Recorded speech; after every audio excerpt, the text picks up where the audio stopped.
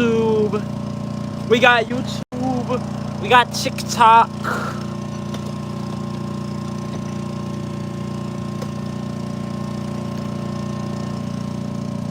Let's see. We got Instagram too. Some point in time here. Hey, how's everybody doing today? Good to see you guys. Thank you for the electric hands. Who sent those? I can't see who sent it. Why is there no chat in here? What's up, guys on YouTube? What's up, Zai myself? What's up, Fatra? Oh, hey, Ben from the UK. Much love to the UK. Okay, now I can see the chat. My bad. Thank you to whoever gifted the electric hands. I couldn't see your name. There was no chat for me for a second there. But we here. What's up, guys on YouTube? We're about to get started now. We have some fun things going on. We got some fun things.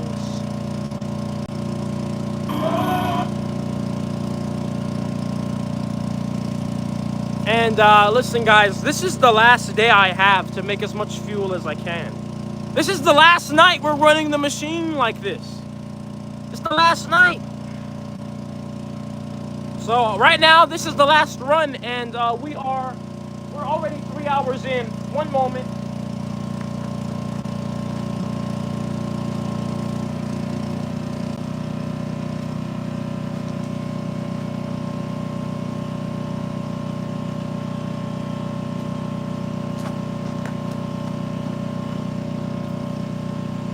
Let's get this Instagram started too, but we are already 3 hours into the run, and I'm gonna have this run go for about 2 more hours, maybe 2.5. What are we? Yeah, we're 3.5 hours actually. So yeah, we're probably gonna reach the 5-6 hour mark, maybe 6 hours, just because, like, you know, we need to get as much out as we can. You know, this is like the last run, like I told you guys. You said from Romania. Hey, much love to Romania. Much love to all my international people. I'm glad to see everybody here. And let me get Instagram started, and we're going to get this thing rolling for real. Thank you all for being here too, by the way. What is going on, Instagram? Oh, we got the camera. Flip the camera, of course. Of course, flip the camera. You said, why the last day? This is my last day out here in Alabama for the rest of the year. And because I have a collaboration coming up this Sunday, we're going to be running a vehicle off of my Plastiline this Sunday, so I don't have any more days. I have to get back in town tomorrow, so that way I can leave to drive over there Saturday. So this is the last day I'm out here in Alabama for the rest of the year. Okay, so we gotta make what we can make, guys. But what I have made already is this. So I've already made, you know, look at my baby oil. I mean, my Plastiline. I've already made a gallon here. So we're just trying to get as much more as we can. You know, I think the absolute minimum that we need to run the car, especially because the car is, well, it's not that big of a car, right? It's a old school Model T pretty much. So the absolute minimum is probably 1.5 gallons. Because we're going to do a complete run. Like, we're going to completely drain the tank, blah, blah, blah. Then put just this in and start it, you know? So we good. The Diddy oil production is here. We need at least 1.5 gallons, but I was trying to make 5. I don't think 5 is going to happen. I'll be real with you guys. But, hey, look, this is the first time. Because, guys, plastic will give you more diesel than it gives you gasoline. So I've made this much plastic diesel before, but this is the first time making this much Plastiline, the gasoline alternative. And look at it. It's beautiful, guys. It's beautiful. And I just love it, the glow it has, you know. This looks like the old school gasoline. If you know what I mean. So, is there much else to say? You guys know what time it is? Reincarnated, I'm a stargazer. Life goes on, honey, to all my babies. Woke up looking for the broccoli. I can't keep a horn on. That's what I see. I keep ownership. The blueprint is by me. Mr. Get Off, I get off at my feet.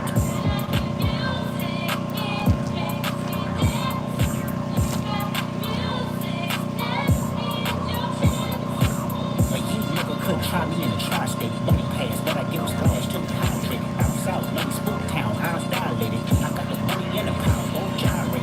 I feel good, get the fuck out my thighs. Look good, but she don't got no ties. I walk in, walk out with the size. Man, don't let me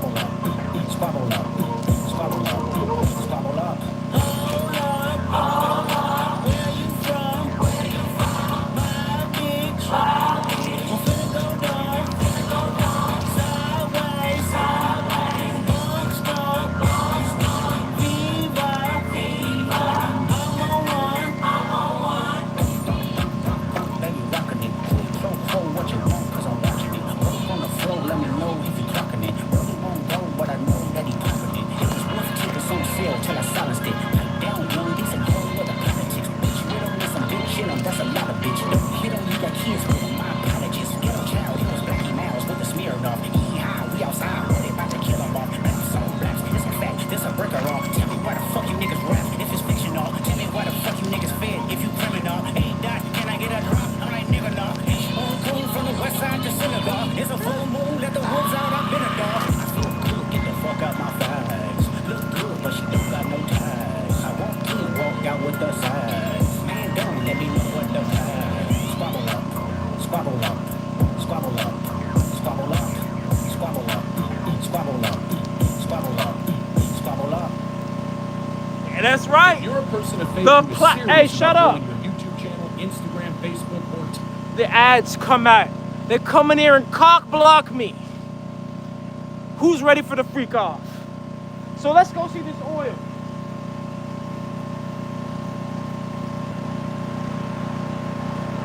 Because we do have quite a bit of oil coming out the machine right now. So come with that. Oh crap. I hope I have my phones on the right network. You know what I'm saying? If I'm not on the 5G Wi-Fi, then, well, the Wi-Fi is about to cut out. We'll start with YouTube. All right, YouTube. Let's go see the oil we're making live from plastic waste. All right, so take a look at the machine. Oh, actually, let's take a look at these temperatures first. Here are the temperatures. 3 hours and 40 minutes in. And you see the vacuum isn't looking so good. That's because the pressures are getting really high in those tanks. They're almost at 200 PSI, but let's come downstairs here to the basement, Diddy's basement, and what do you see? Oil flow, baby. Oil from plastic waste that we will later refine into the Plastiline. So let me get up on TikTok too. You know, we gotta show everybody. We gotta be equal around here. One person sees, everybody's gonna see. All right, TikTok.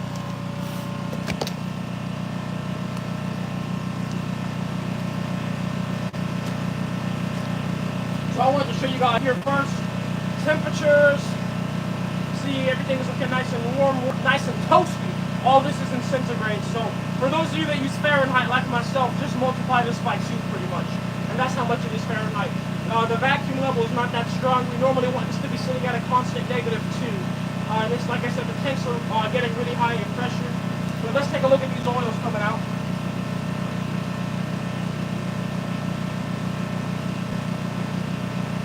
There you go.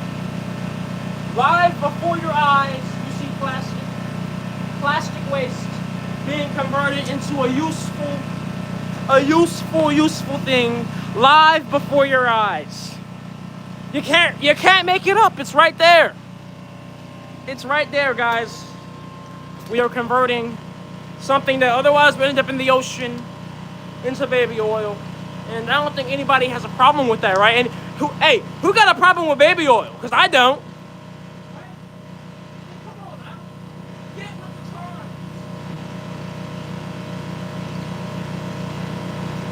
Guys, don't be so stuck up. Why so serious? Let's get with the times, guys. It is the modern day. It is almost 2025. Diddy's been doing this freak offs for so long. I've been trying to tell you guys, I've been trying to put you on game. I said, just join the freak off. It's not free. Hey, there's no such thing as a freak if everybody's a freak. So it's not a freak off, it's just a party off, man. But you guys want to stay on the outside looking in and making these judgments, all right? And that's the issue. I've been trying to tell people this. So, anyways, like I said, I think we're going to run the machine for another probably 2 hours here. And also, let me tell you what we're going to do, guys. Since this is the last live stream and the last run of this machine for the entire year of 2024, I'm also going to take you guys with me to do a live distillation from the root. I know I promised you guys yesterday on YouTube, like, we're gonna do another live stream tomorrow. We are, but I promised like another like 6-hour live stream. This ain't gonna be a 6-hour live stream. That was a lot yesterday, and I still gotta drive 3 hours back tonight to Georgia.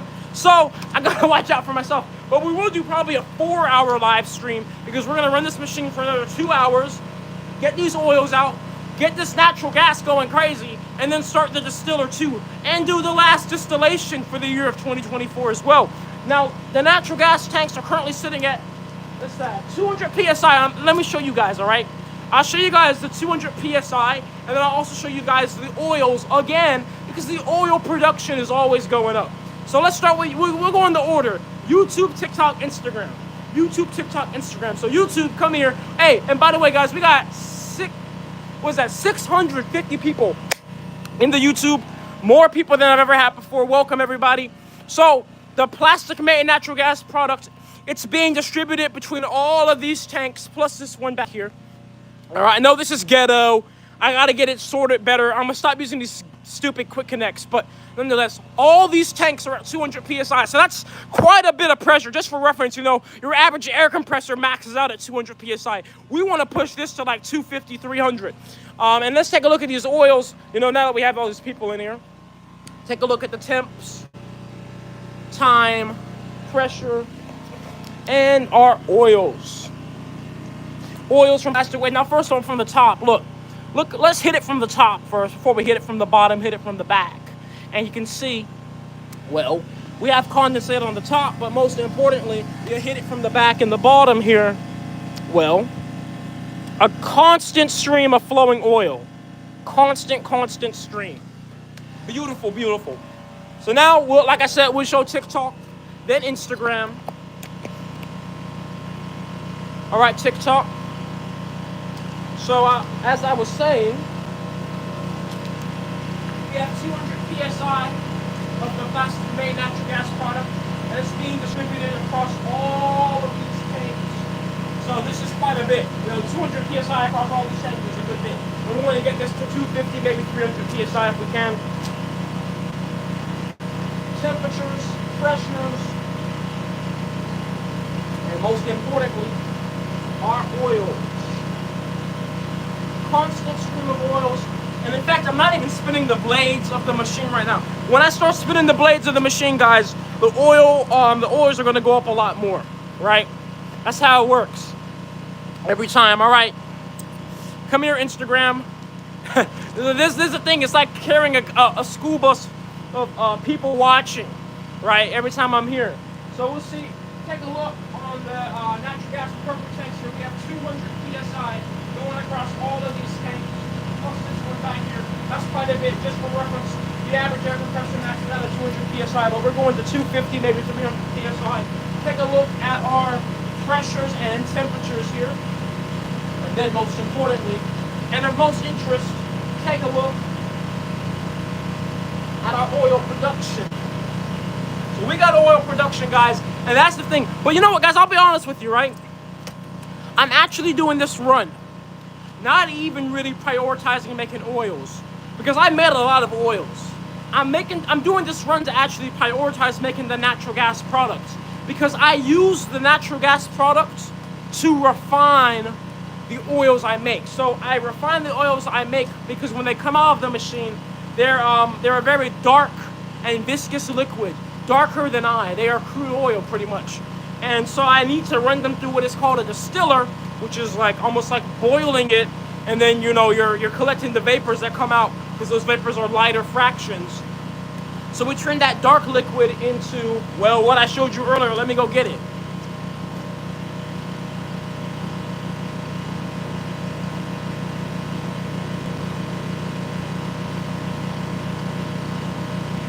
So we turn those dark liquids into this, Plastiline, Plastadiesel, and Plastikerosene, which are going to end up being alternatives to gasoline, diesel, and kerosene, aka jet fuel. So we can turn a waste product that is plaguing the world into 3 of some of the most valuable products there are, fuels, right? Come on. We all know when you go to the gas station how valuable fuel is. if anything, gets inflated, right? So anyway, let me go ahead and spin the blades of the machine. And what that means is that inside this machine, there's a gigantic corkscrew, which are just spiral metal rebar that ends up, spinning the plastic on the inside. And it's kind of like, if you're cooking a pot of macaroni. Not only do you need to hear that sound, that good macaroni sound, you need to hear that. You want to stir it for that reason. But you also want to stir it because if you don't stir it, the bottom will cook unevenly. The bottom will burn and get hot, but the top will be raw. So we got to do the same thing with the plastic, right? We got to make the plastic make that good sound. And we got to make sure it's getting even cooking. So let me spin the blades.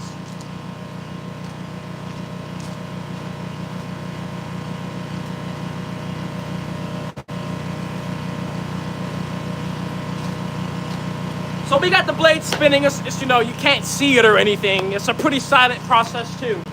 But that's a major part of the machine. And actually, that's one of the main reasons why the machine is horizontal and not vertical. Because, well, the plastic is not only being spun and agitated, but because it's like a corkscrew, the plastic is actually being spun from the back of the machine and making its way forward to the end of the machine. And at the end of the machine, there's a catch. So, in short, what this machine does is it's going to break down the plastic into the petroleum products like that oil you saw and the natural gas alternative products, and then all that's left of the solid plastic inside the machine ends up being solid carbon. And that solid carbon, well, it's obviously no longer plastic, it's elemental carbon, but it needs to be discharged out the machine. And at the very end of the machine, there's a little chute at the bottom I can connect a collection tank to get the carbon out, but that's, the plastic has to be pushed to the end. We load the plastic in from the back, and it needs to be, pushed all the way to the end so the blades do that purpose. And they let us not discharge plastic that's not carbon yet, but only carbon, because the idea is you spin the blades incrementally, so by the time the plastic reaches the end, it's no longer plastic, it's just carbon, right? So, and then also, once again, I always like to break down the basics of how this machine works in a nutshell, in a little ditty nutshell. And so right now the machine is operating under vacuum pressure, which is negative pressure, which means it's pretty much constantly being sucked, right? And I know, somebody like Meek Mill may not need the explanation of what it means to be constantly sucking on something, but I know not all of us are like that. So what that basically means is the vapors inside the machine are constantly being sucked out, and the machine is constantly on negative pressure. So instead of it like pressure being on the inside pushing out, pressure is being pulled in on all sides. And we have a recovery pump doing that, and the recovery pump is sucking out all these vapors and then putting out high pressure vapors that are the natural gas product we get that's going compressing right into the tanks as it's happening, right? So, anybody that's in here that's an extractor, a cannabis extractor, you're going to recognize a lot of the same equipment I use is the same equipment you use. We're pretty much extracting the cannabis out of plastic. I mean, there's no cannabis in plastic, but you know what I'm saying? We're extracting the parts we want, the useful components out of the plastic with this machine. And this is a microwave pyrolysis reactor, which means that I'm using microwaves to do so. And one of the biggest advantages to microwaves is, well, think about it. What cooks quicker? I'm gonna ask you guys a question, and I'm gonna see if you're paying attention to what I'm saying. What will cook a Hot Pocket quicker? Jessica Gomez, thank you for the $25 on the Cash App. You said, good luck, you're doing amazing. Thank you so much, Jessica Gomez, for the love and the $25 Cash App. I appreciate you and your contribution to the project. So guys, listen, what will cook a Hot Pocket quicker? You better answer right, or there will be retributions for you and your mouth. What cooks a Hot Pocket quicker? A microwave or an oven? Let me know. Let me know. And I hope you answer right. Oh, great. The TikTok got restricted. Oh, great. We got to restart the TikTok. But, okay. So everybody, some people are saying a toaster. Did I say a toaster? Did I give you that option to pick a toaster? I said a microwave or an oven. All right, everybody's saying a microwave. Thank you. You said an air fryer. No, a microwave actually even cooks quicker than an air fryer, too. And I'll explain why. It's because a microwave heats up things through what is called volumetric heating. And volumetric heating is when you heat something from the inside out. So that's why, right, the outside of what you put in the microwave, if it's not cooked thoroughly, could be cold, but the inside is literally like lava pretty much. And so with that being said, a microwave, when you heat up an oven, the oven heats through convective heating. And so the whole body of the whole oven pretty much needs to reach the same temperature. So when I set my oven to 400 C, that whole space needs to be 400 C, or 400 Fahrenheit, my apologies. But a microwave doesn't work that way. The microwave doesn't really heat up the microwave body at all. You know, you cook something really long in the microwave, you can stick your hand in there, it's not even hot, but the food is. Matthias, thank you for the $2 super chat. You said keep your tenacity alive. Thank you so much, always. We're always keeping this thing going. I really appreciate you, man. So, with volumetric heating from the inside out, it's way more efficient because we're not wasting extra heat to really heat up the metal that much. So the metal of the machine does get hot enough to burn you if you touch it. But the plastic is several hundred degrees hotter than the metal at all moments. And that's amazing because, well, it's gonna be quicker heating, it's gonna be more powerful heating of the plastic. And then, here's my favorite part about microwaves. They work off of electricity. So since they work off of electricity, you know what that opens the door for? It opens the door for us to be able to operate this machine off of solar, off of winds. So look, there's gonna come a day. In fact, 2025, I'm gonna be running this machine off of solar. We're moving towards solar next year. And there's gonna be a day when I'm gonna show up on a video or a live stream and be like, I just made Plastiline fuel from the sunlight. And it's nothing but the truth. That day will come. That day will come very soon. Yes, they can operate off of nuclear too, exactly. Gaming with Jamie, thank you for the $5 super chat on YouTube. Thank you so much for your support and contributions to the project. And so, think about it. It's really limitless when you can operate off of electricity because electricity is so much flexibility, right? Like right now, the machine is running off of a generator, but I could also run it off of the line, the power lines, or I could run off of solar or nuclear or, you know, anything, right? And so think about it, right? There's a huge issue in the solar or all the renewable energy fields because almost all the renewable energy is dependent upon climate or weather and such. And so they can make a lot. Sometimes they make too much electricity. And batteries, they're expensive, they're heavy, they degrade over time. And so it's like when they have this extra energy, all they could do is probably either literally just waste it or put it in batteries. And spoiler alert, most companies produce so much excess renewable energy at like peak times of day or wind or waves or whatever that they end up just disposing of the extra energy. But here's what I'm proposing, right? When you have a huge renewable energy farm and you have excess electricity, instead of putting it in batteries that are slave mined and super heavy and degrade, or just wasting the energy, letting it just be disposed of, I say, have you one of these reactors on your property, fill it up full of plastic and all your waste, and then put that extra electricity that would have just been thrown away, and then make the best battery Earth has to offer, liquid fuels. This 1 gallon right here, literally the size of my torso, is probably at least 25 kilowatt hours of energy in this, at least. It might be even more than that. Somebody look it up. How many kilowatt hours is in a gallon of gasoline? Look it up. That's at least 20 to 25 kilowatt hours right there. If I had got a 25 kilowatt hour battery, it's probably going to be the size of my speaker over here, which is, let me get it.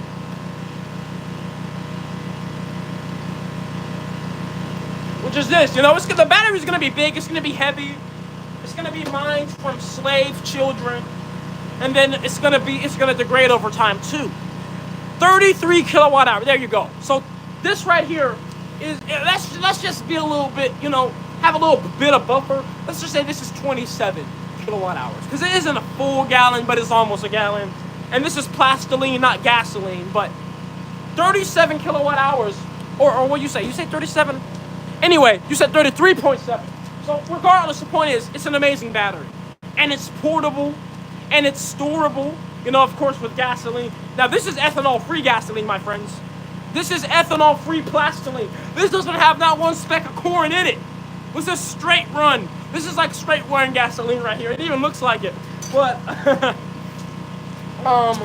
so it will store better because it's not going to absorb moisture from the air like ethanol gasoline does. And it's the best battery there is. Because, you know, this is amazing. You know, think about it, guys. Anybody into prepping or off-grid living or any type of that thing like that, you guys know, thanks to the advancement of technology, you can produce your own electricity at home by yourself with solar panels. Sorry, 1 second. I tell you, this always happens. Somebody calls me when I'm live streaming. But you can produce your own electricity at home, right? With solar panels. But there's a huge issue. Okay. If you have an electric car, that's okay. That works. Okay.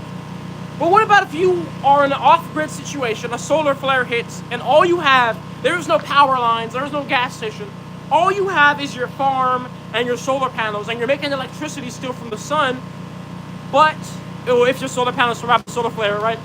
But you have a car, your farm truck that you need to run the stuff. You have your farm truck, you have a few other little, diesel or gasoline powered things, weed eaters, blah, blah, blah. And all you have is solar energy. What are you gonna do? Well, thank you for the $2 super chat. Mike Matthias, you said animal waste, animal bio waste, run generator off liquid natural gas, local farm. Yeah, so you can put all types of waste in here. It's not limited to plastic. And I am gonna be doing these types of things. I will be putting, honestly, guys, I want to see what happens if you do put, like, waste and excrement in the machine. And also, like, even stuff like roadkill. Straight up. I mean, I'm in the middle of the countryside. When I drive here, there's always so much roadkill on the side of the road. And I'm like, well, I'm interested in knowing what it would happen in here. What would happen to some type of organism's corpse inside of the machine? That's going to be an interesting science experiment, and that also will deter anybody that wants to try to mess with me, right? Because you might just be turned to carbon and plastiline.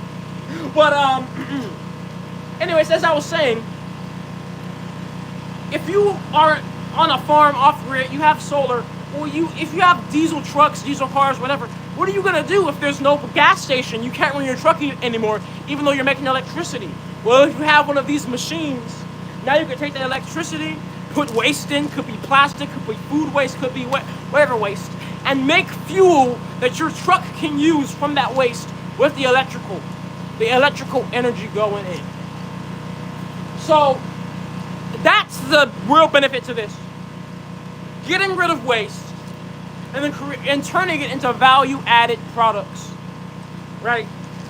And I always told people this. The real reason I started this was to find a way to get rid of plastic waste. I said, I don't care if it turns it into dirt. It just happens to be useful fuels. But regardless of whatever it does, and by the way, the carbon that comes out of this, the carbon is like coal. It could burn too. And it can be cleaned up. If you clean it up, you can make, it's carbon. Everything carbon makes is this carbon. So you can make activated carbon with it if you clean it up enough. You can make biochar with it if you clean it up enough. It's carbon, right? It just has to be clean. It's kind of like what I told you, like the crude oil products we get out of it. When that crude oil product does burn, it is a fuel, but you don't really want to use it like that. You want to clean it up, turn it into this stuff. Same thing with the carbon, right? Requires further processing. But once again, just like I use the natural gas products to refine the crude oil product into that, you can also use the natural gas products to refine the carbon products. You could use, you could do a hydrothermal treatment of it to make activated carbon. Thank you for the Galaxy Brown Sugar on the TikTok. Thank you for the 12-pound super chat, Kevin. You said good luck, bro. Is that the Italian flag? I can't tell. What? Hey guys, what flag is that? What flag is that? Oh, that's euros. That's not 12 pound. That's 12 euros. Or maybe it's the same thing. I don't know. My apologies. But that's the idea, guys, of this machine. Let me get some water. Now, this is your reminder. French. Hey, vive la France. Much love to France. I couldn't really tell. The screen is has that yellow tint on it, and then this bright lights in my face. So I couldn't really tell what flag it was. But much love to you. Thank you for the 12-pound super chat. So yes, guys, that's the point of turning plastic into fuel. And you know, like I said, it's not even about the fuel. It's not even about the conversion numbers or efficiency. It's ultimately about, we obviously, look guys, the microplastic studies go up by the day. It's in the air, it's everywhere. The only way to stop microplastics at this point is not to get rid of them out there, because they're everywhere now. We'll never get them all. They're in Antarctica. We're not even on Antarctica. How'd they get there?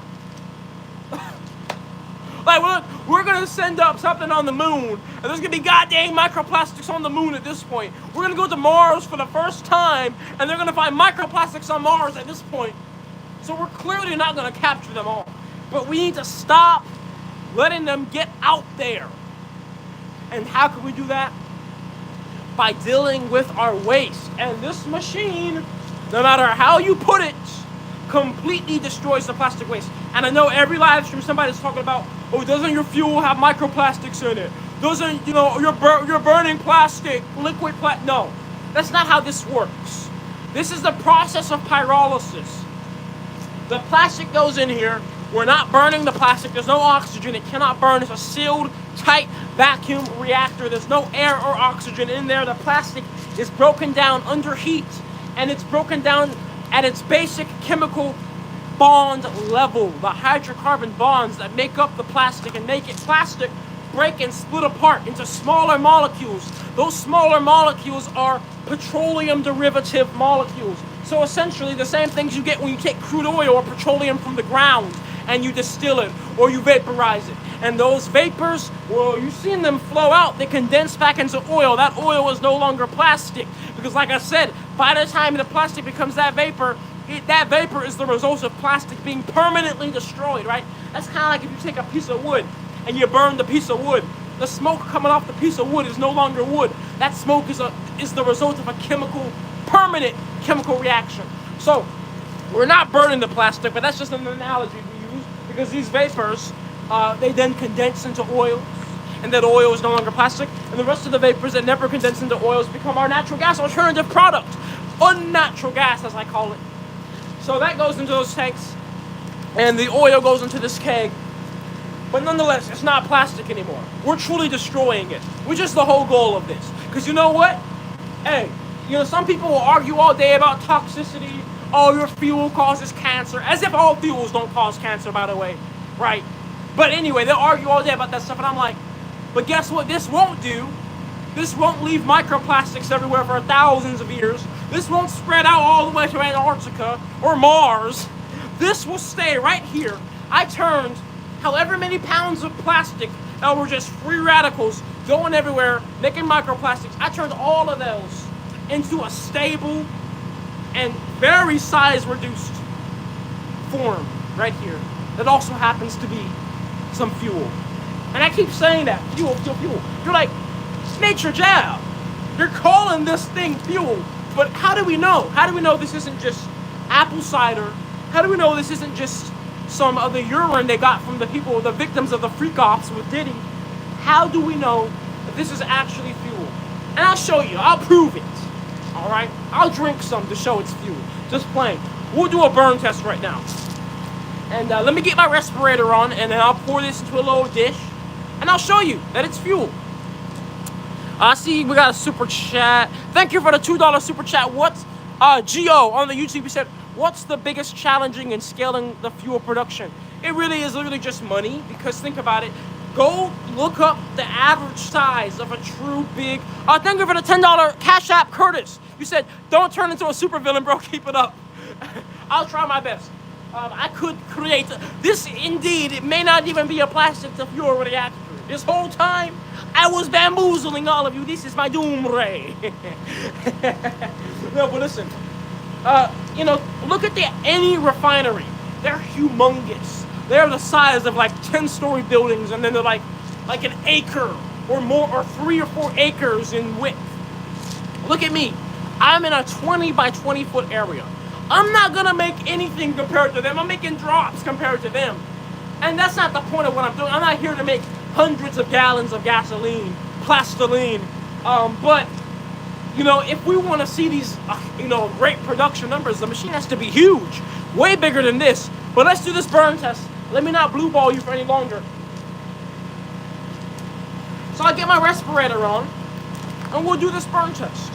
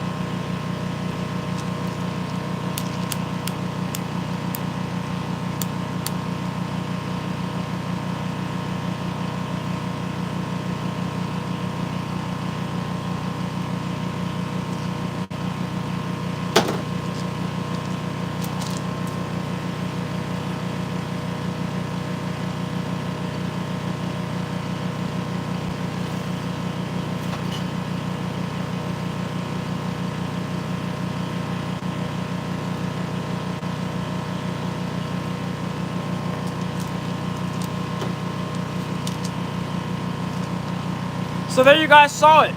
I'll let me put my beanie back on, but you saw it, it burns. We got a super chat here on the YouTube. We got a $50 super chat. Thank you, Nutty Plays, for the $50 super chat. Nice name as well. Thank you very much for your support, brother. Thank you, Mr. Bright Souls, for the $20 super chat on the YouTube. Thank you guys so much for all the love and support you guys are showing. So there we have it. It does burn. It is indeed a fuel product and not one of these many other variables of what it could be. Because trust me, when you have a liquid that is that color, it could be a wide range of things, right? So the machine is operating well. Let's see. Oh, look, I only had 2 out of 6 magnetrons on. We were operating at a quarter power. Let me turn these other magnetrons on. I forgot, my bad.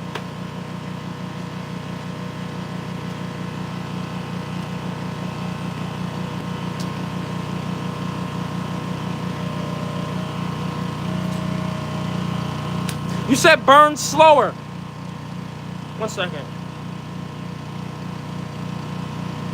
Yeah, I have noticed that too, but I will also say this.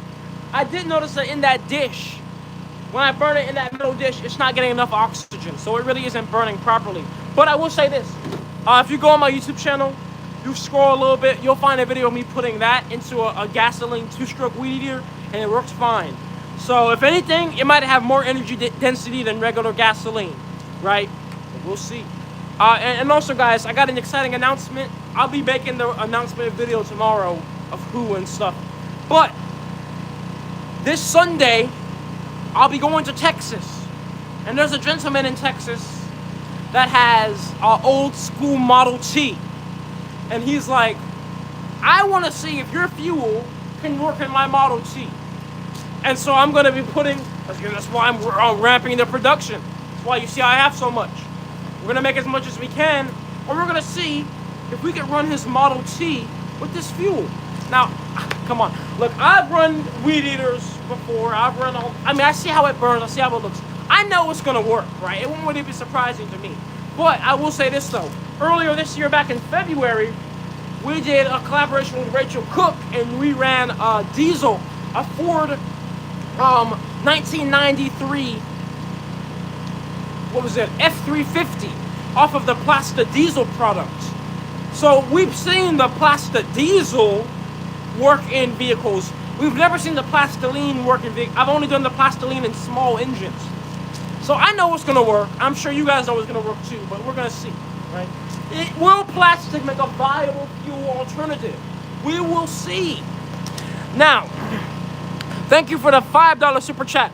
Mikey Sachs Music, you said, are you concerned about the government seizing your invention or discrediting you? I'm really not. I'm not concerned with anything like that because at the end of the day, I'm going to do it regardless. You know, I've been doing this online, like showing it online for the past 3 years.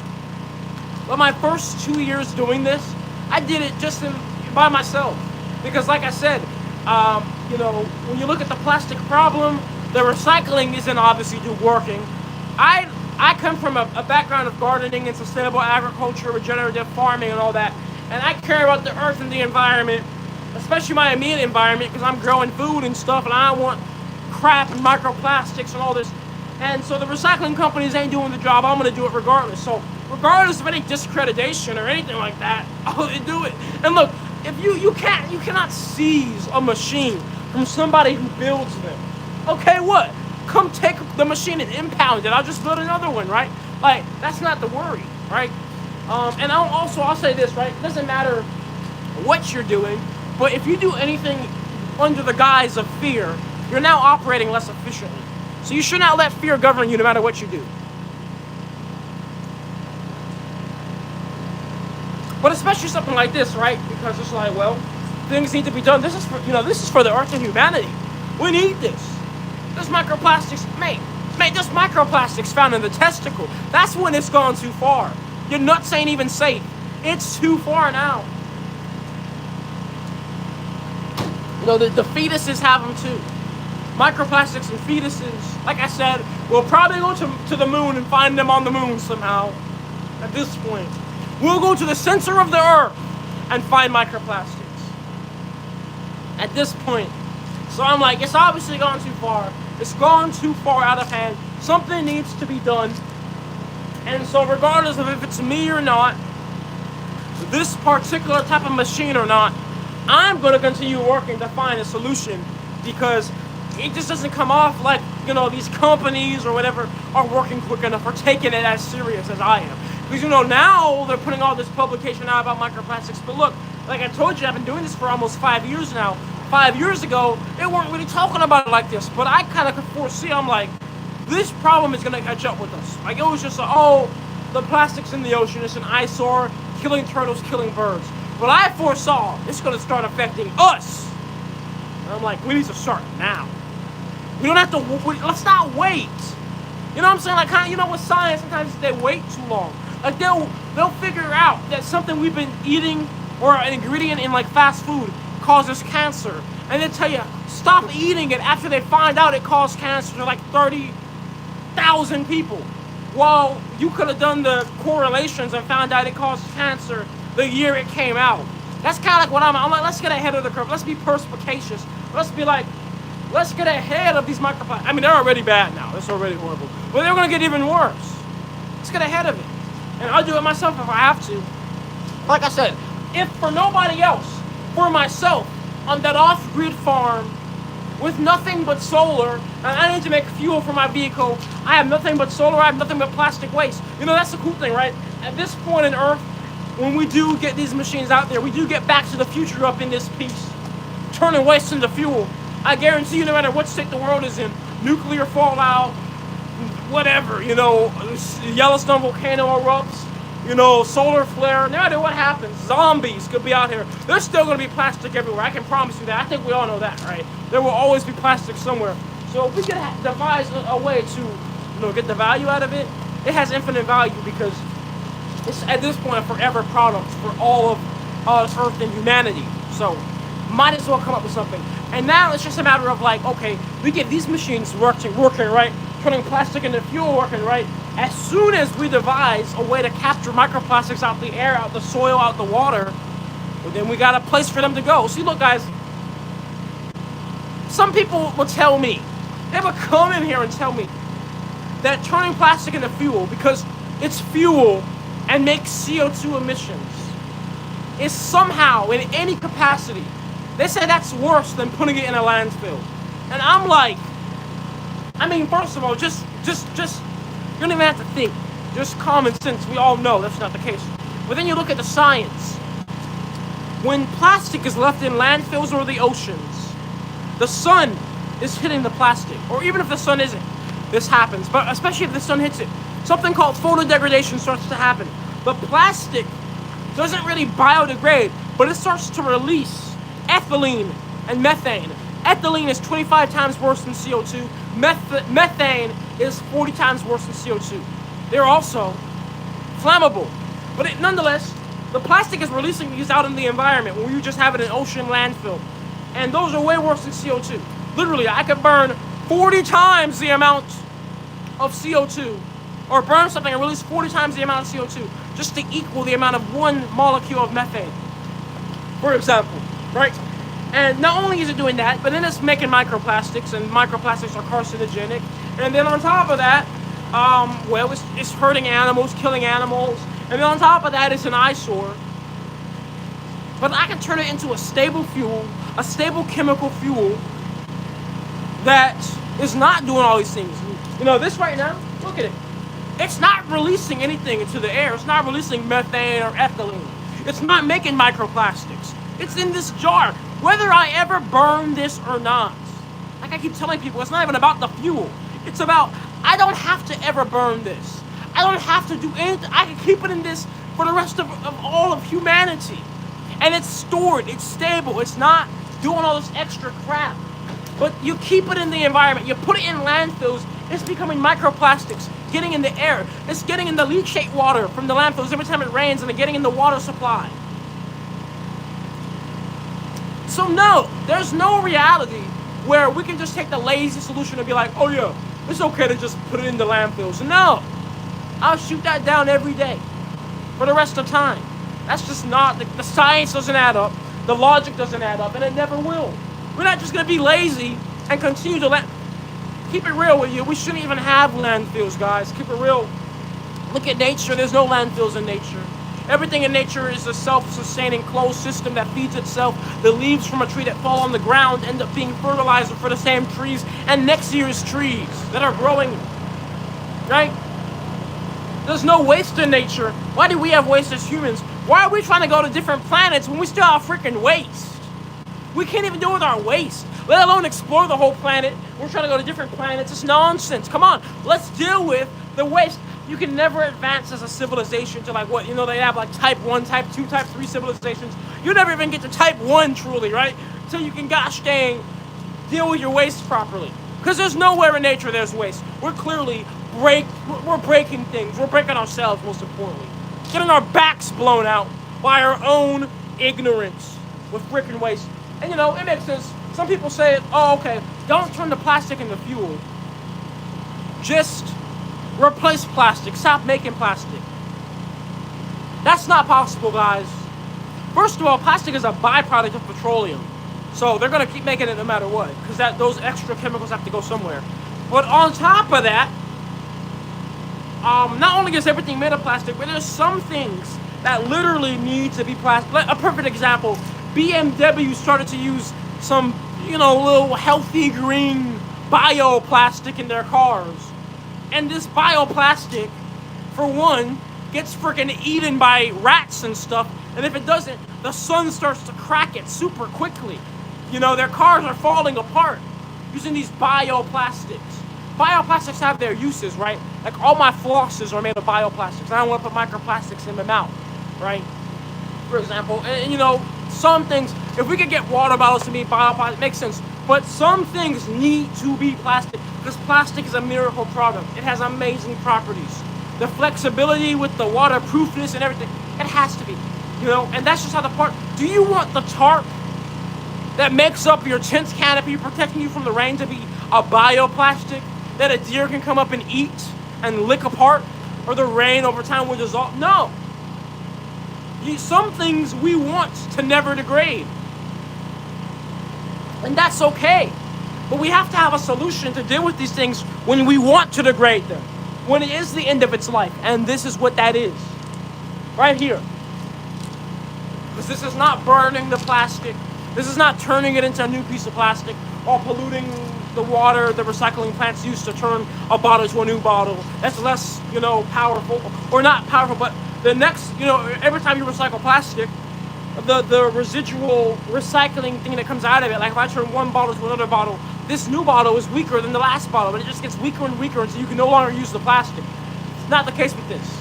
This is a chemical reaction going on. Now, my vacuum is breaking, so let me turn off these magnetrons.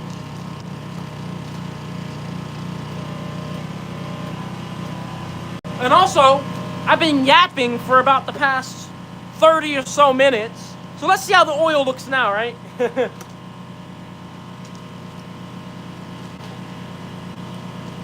Guys on Instagram, I'm moving over. I'm on YouTube, on Instagram, guys. We're moving over just to YouTube, okay? So you guys, what the heck was that? You saw that on Instagram? There were some hearts that popped up all around me. I don't know what's going on. But guys, if you want to be in the live stream, the last run of this machine for the year, and the last distillation, move over to the YouTube, because we're just going to be on YouTube, okay? All right? So, I'll show you guys the oil, and then we'll move over. All right? But if in the meantime, come on over here, YouTube. Let's see the oils, and I'll get you guys on Instagram next.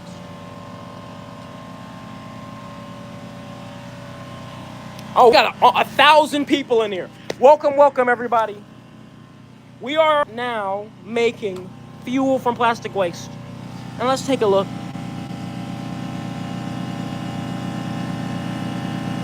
See that? There it is. Happening before your eyes. And you see those vapors. You see the cloudiness, the vapors being pulled through. That's that, the natural gas alternative product I was telling you about. All right, Instagram, come here. And yes, you'll see the oils, and then we're gonna move over to YouTube, okay? But look, you can see from the top, you see the oils flowing down to the bottom. You see it too. So we are indeed making fuel from plastic waste right now. And we are at almost 250 PSI. Great, love to see that. So, once again, guys on Instagram, move over to the YouTube, okay? If you want to continue the live stream, the YouTube is actually vertical, so it's gonna be just like this, just like this. So move over to the YouTube, guys. I'll see you guys there. Finally, it's just us. You guys ready for the freak off? It's just me and you. You guys ready? Let's have some fun. It's just you and me. Nature diddler.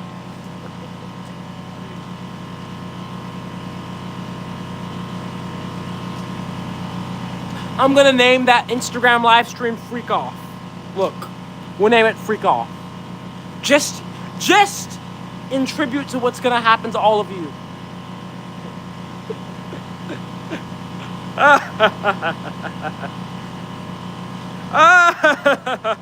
All right. Merry Christmas. Hey, Merry Christmas to you too, Woven Tiger. That's a really cool name, by the way. Woven Tiger. He said, should we look away? What's up, Memory? In the YouTube, he said, should we look away? It's happening to you. Look or not, it's going to happen. The freak off is going to happen. You guys will be the participants. And it doesn't matter if you're looking or not. Maybe you're into the blindfolding stuff, you know. Maybe you guys are real freak off freaky. But either way, you're here with me. We got lots of baby oil. Lots and lots of baby oil. And lots of guests. 498 guests, to be exact. So I hope you guys are ready. Because ain't no party like a nature ditty party. But now, guys, look, I tell you, I love making the message of what I do available to as many people as possible. And I love live streaming to so many people, but I hate carrying so many freaking phones around. Because now I can finally just move where I want to go without having to be like, let me show you, then you, you know. Let me put one ball in your mouth, then two balls in your mouth, then three of my balls in your mouth, right? I can actually finally just carry, you know. You guys ever have to carry 3 nuts around? It's a lot. It's a lot. I had to do it every day. 3 big radioactive nuts. You said, can hemp be made to biodegradable plastics? I read that a lot of things can be made from hemp. Yes, it can. Hemp can, and hemp is an amazing product. This freaking beanie is making my forehead itch. I might put my other head cover on because this thing is making me. This is probably some polyester crap. That's why it's doing that. You guys are saying no baby oil, please. Listen, you can plead all you want. It's happening. Might as well just accept what type of party is about to go down. So look, guys. 250. look, between all of these tanks, that's a lot of the natural gas product. I got all the magnetrons off right now, so the pressure or the vacuum in there can build up again. The vacuum is really low. We normally want this number to be -2. Let me stop spinning the blades as well. And let me show you guys my blade controller as well. It's over here. Here it is right here. We'll turn that off. It was on. The blade's been spinning in reverse. So we're at 4 hours and 30 minutes. And here's the issue, guys. We have an issue. The issue is my recovery pump that I'm using, I think it maxes out at between, it's either 250 or 300 PSI. And once it maxes out, it's not gonna work it's gonna just shut itself off. And those tanks, well, these tanks are already for 400 PSI, so we're safe in that front. But the issue is we need to use this natural gas product. And the machine still has plastic in it breaking down, so I think it does at least. We'll have to take a look. But I think if that happens, guys, if it comes down to that, we're gonna have to actually flare that excess natural gas product to go ahead and start heating up the distiller. Now the issue with that is that all the oils that came from this run, I need to put them in the distiller first. But there still will be oils coming from this run. And you cannot load oils in the distiller while it's already hot. That's how you make things blow up. Literally, it will blow up if you do that. All right, trust me, I've experienced it before. Not a good idea to add cold flammable oil to hot boiling flammable oil. It literally is a disaster. It's like adding water on top of boiling oil. It's just adding water to an oil fire. It's a catastrophe. And you know, like I said, this is the last run, guys, and this is the last distillation. So when I start that distiller, it's done. We can't add any more oil in. So it's like, if it gets down to that point, we're gonna have to just work with the oil that's already in there. Now, mind you, I can't show you how much is in here, but there's probably about 2 or 3 gallons of oil already in here, of the plastic crude oil.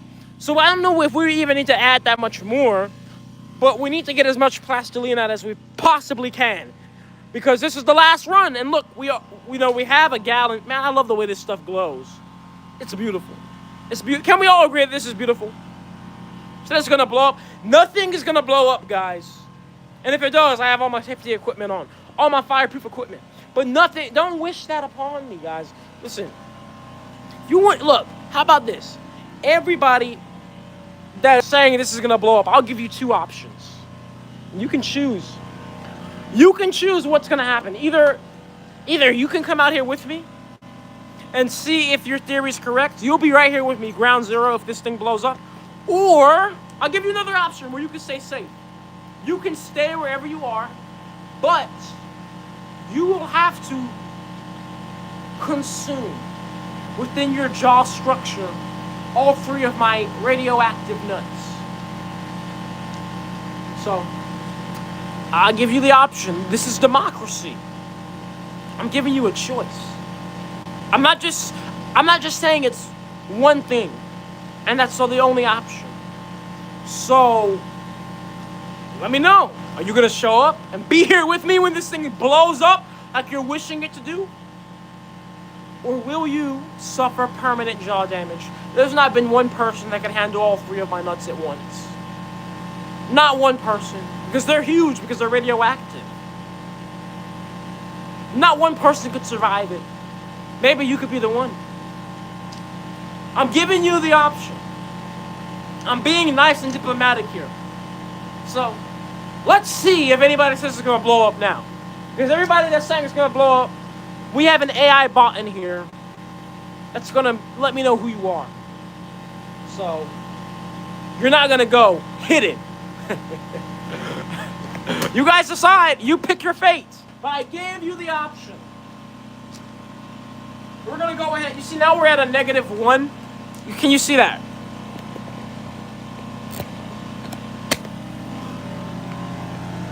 -1.2. So we're gonna go ahead and start the power up again. Now also pay mind to this. Pay mind to this, guys.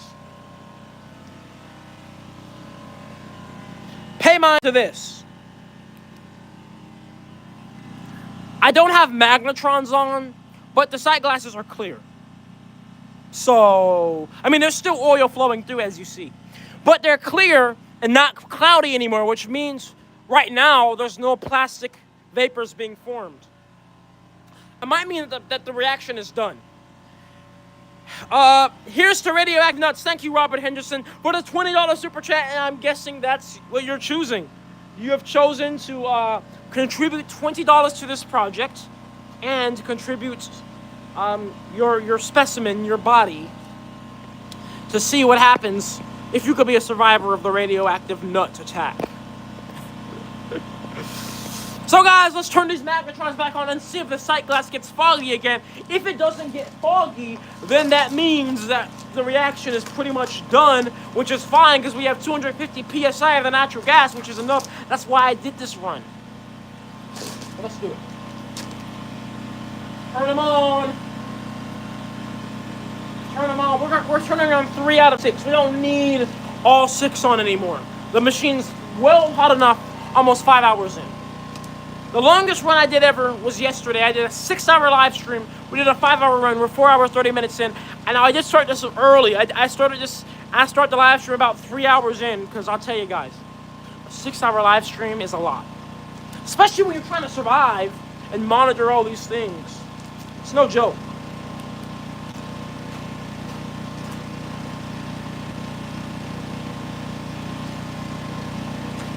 But guys, I'm taking the year. I'm taking 2024.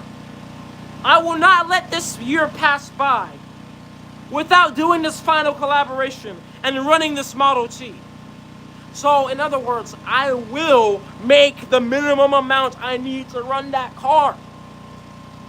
I don't know how much that's going to be. It's going to be however much we end up making total, because, you know, I can only make what is there. But either way, we're going to make it. So I turned the magnetrons back on.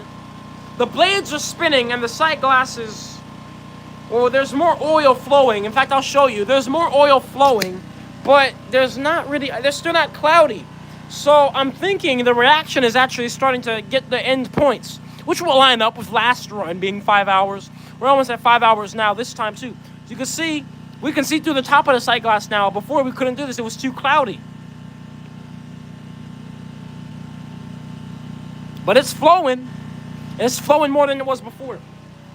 So that's interesting to see.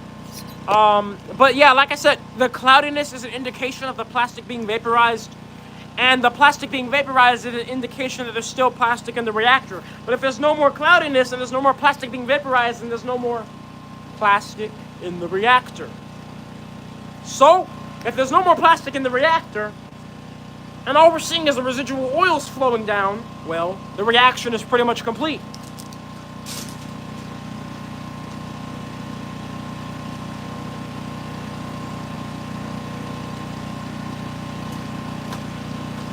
Let me get my water. Look, guys, this is your friendly neighborhood reminder to drink water. Lubricate your throat. Get it prepared for Diddy. A dry throat will not work well for what's happening tonight. See, you said drink wine. I said drink water. I didn't say drink soda. I didn't say drink an energy drink. I didn't even say drink. Oh, wait, you guys gotta see this. I have the blade spinning and we can see vapors forming again, moving. You can see it forming live. Look, I'm just gonna hold the camera here. My naked eye can see it better than the camera can. But there's vapors forming again. A little bit of cloudiness starting to come about. Look, up here, look. Why can the phone not see it? Can you guys see the vapors moving? All I can see from what you guys see is just the oils, but I can literally see clouds of vapors moving in here. Clouds. Look. It's not picking it up. You said we vaping? Yes, we're vaping. Oh, shoot. I almost fell. We vaping? Awesome, awesome. Max Snelling, thank you for the $2 super chat. You said dry throat ditties. Exactly. Hey, a dry throat will not be to your advantage. I'm warning you now. Drink water. Hydrate yourself. Don't want your piss at the end of this looking like that Plastiline I have. You can see the vapors forming again. So guys, that's why we spin the blades. Because when we spin the blades, sometimes it's kind of like I said, I gave the analogy. You're cooking mac and cheese. Why do you stir mac and cheese? For 2 reasons. The first and most important reason is to hear the sound. And we all know the sounds. And we all know what it represents. But the second reason you stir mac and cheese is because if you don't stir it, the bottom will cook, while the top will remain raw. And, well, that will happen with the plastic too. We have to stir it to do both things. Thank you for the $2 super chat. Tyler, fix it. Make merch saying we vaping. No, sorry. I don't do the vapes. I don't do the vapes. We're not going to make the merch saying we vaping because I don't do the vapes, okay? All right. Oh, even more vapors. Even more. Hey, but guys, just for the record, I got some awesome merch coming out. Some amazing looking merch coming out soon.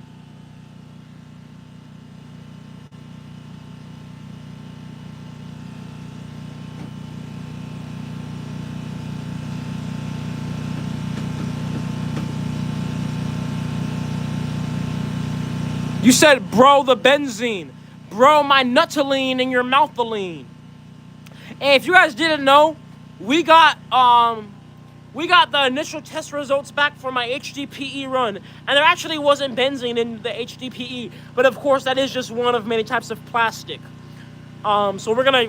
I have my other analysis ready for LDPE. We'll be sending that out as well to get analyzed, and I also have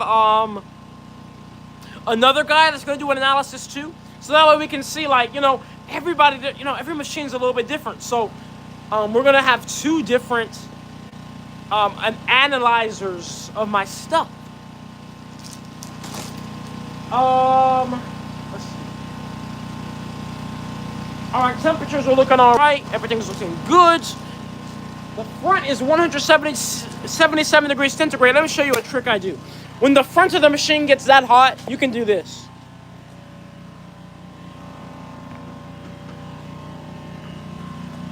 In this bottle is tears of an angel. And look at them. They instantly return to heaven. Instant vaporization. Now, I need to insulate the front of this because obviously this is so hot that a lot of that heat is being lost. And we want to keep as much heat inside the machine as possible. But it's cool to see for now. Look at that.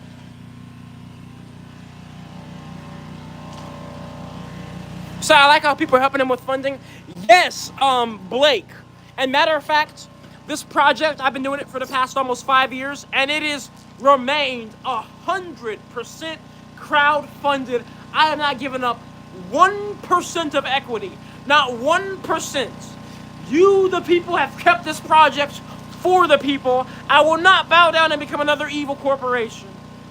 I will not. I will stand tall. We're actively juxtapositioned above these evil corporations, and then they can open their mouth and feed on the bellows of my testicles. Super chat, $2 super chat from Mikey Sachs Music. Concerns about inhaling toxic plastic. I'll get to that question in a second, because we got another super chat. Tyler Fixits, thank you for the $2 super chat. You said, JK, I love your ambition and passion. Keep it up, bro.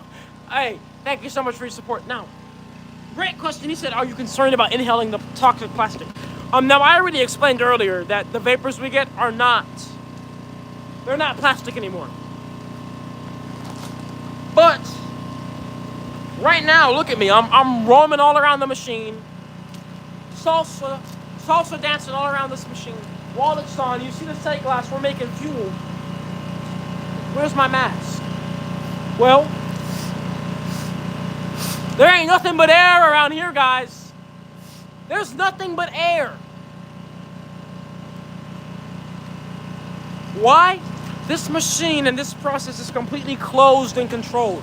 In fact, this machine is operating under vacuum. For that to even happen, there's no leaks, there's no emissions, there are no toxic vapors just floating about.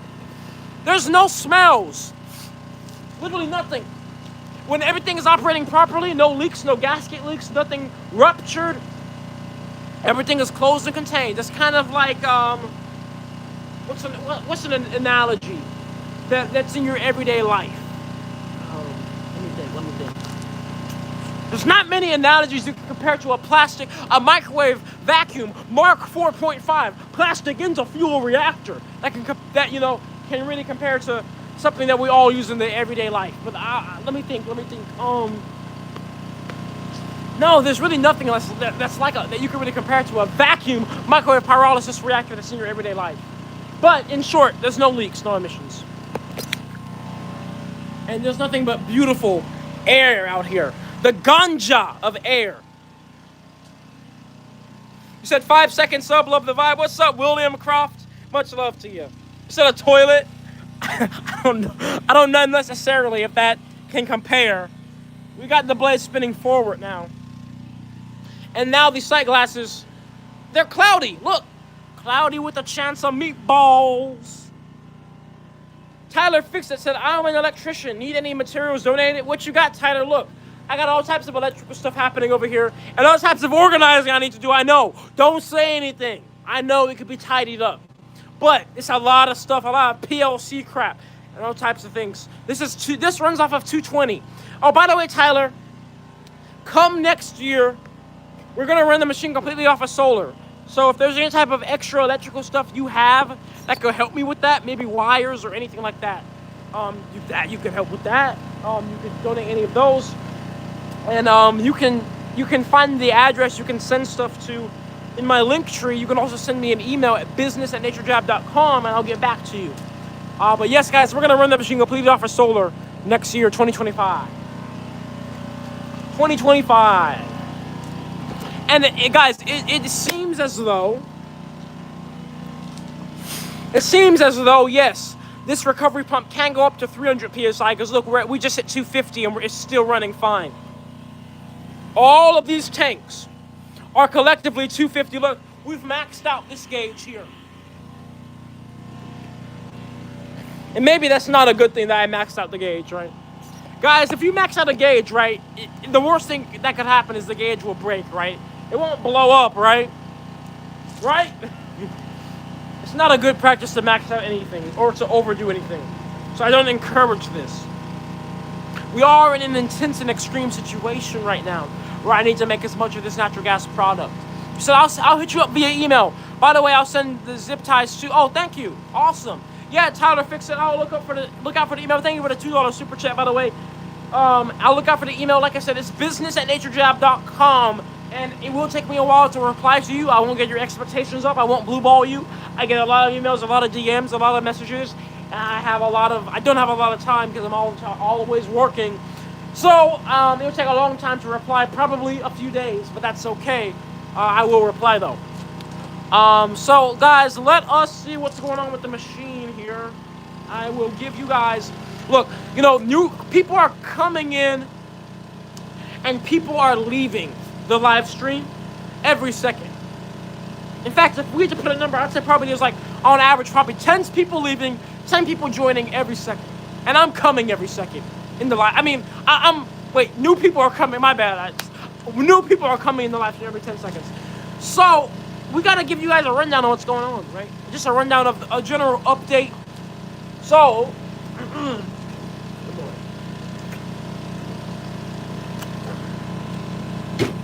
So what we got here is we have about the back body temperature is 132 degrees C, the middle body temperature is 216 degrees C, front body temperature is 178 degrees C. We are at 4 hours and 49 minutes into the run, negative 1.1329 PSI on the vacuum side. The recovery pump is running great. We are at 250 PSI in the natural gas tanks, and that is 5 tanks being filled up full of my natural gas, and you're sure gonna love my nuts too, and the machine is looking really good, running hot, and we have oils flowing down on this condenser pipe coming down here really good, really nice, really good there, and we have vapors in the condenser pipe as well. Now in terms of the consumption of energy, well, we have 3 out of 6 nanotrons on. That is half power of the machine. Half power, I repeat, half power. The machine is operating at half power. So anyways, at that point, we're consuming probably about 4,700 watts of the machine on this generator. The generator's running for 5 hours, man. I have the generator and that generator quiet box, and the generator quiet box is doing amazing stuff, keeping the generator nice and quiet, keeping it nice and cool, and keeping it nice and protected from the elements. So that being said, we're doing amazing stuff, and we're gonna do this run for about probably 5 to 5.5 hours, maybe 6 hours, depends on what it goes, and depends on if the plastic breaks down. This is all the plastic broken down. We actually gotta go ahead and spin the blades because the blades are spinning forward. It's time to spin the blades in reverse. So let's go ahead and spin the blades in reverse.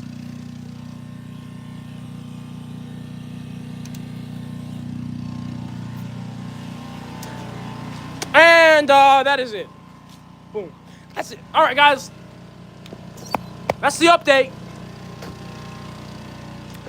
I hope you guys are paying attention because I'm going to quiz you all on everything I said. If you don't get it right, you will experience capital punishment. Hey, no, memory. It's not time to stop. It's time to go. People, tell memory it's time to go. Noodle Notch, thank you for the $6 super chat. Can your machine process hospital waste? There's tons of plastic products in their waste. Yes, it can. That's the amazing thing. There could be blood on it. There could be AIDS on it. There could be freak off HIV on the freaking plastic. And it'll break down in this machine and destroy all parasites, all types of living viruses, whatever. I'm just saying, anything on the plastic is irrelevant. You know, look, I saw a comment today. All right, I was putting some soda bottles in my plastic shredder, and of course, these soda bottles, you can never truly get them clean. Even if you dry them out, there'll be residual sugars, whatever. Somebody in the comments was like, can your machine handle the soda bottles? Because there's like residual soda in them. And it was like, sure, how is your machine able to make fuel out of plastic if there's residual soda in the bottle? And I'm like, listen, this machine here breaks down plastic. The hydrocarbon bonds of plastic are like this long. The hydrocarbon bonds of like sugar are like this. If this machine can break apart these bonds are this long, no bacteria or fungi are still some fungi can, but for the most part, no fungi can really handle such a big load in its mouth. Then this machine doesn't give a single goddamn about soda. It doesn't give a single goddamn about blood. It doesn't give a single goddamn about some goddamn leaves. It doesn't give a single goddamn about some goddamn paper, some goddamn cardboard. The machine don't give a goddamn about Satan himself. It's going to break it down. Give me an amen. It doesn't give a beaver's damn about anything. Thank you for the amens. It doesn't give a beaver's damn. Why? Because plastic is the hardest thing to break down. So anything that's not plastic is easier. This machine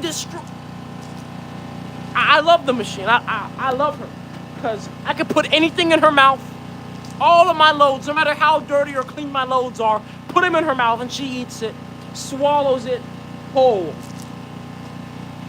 and just spits out carbon, spits out blackness. I love it. So it's beautiful. And so yes, to answer the question, hallelujah.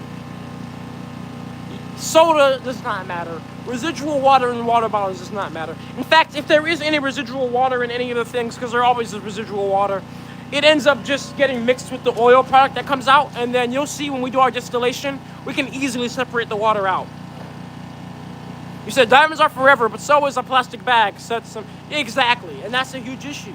Because diamonds actually are something that are okay being everywhere, but not plastic. You said, I need that girl. Sorry, she's all mine. Sorry.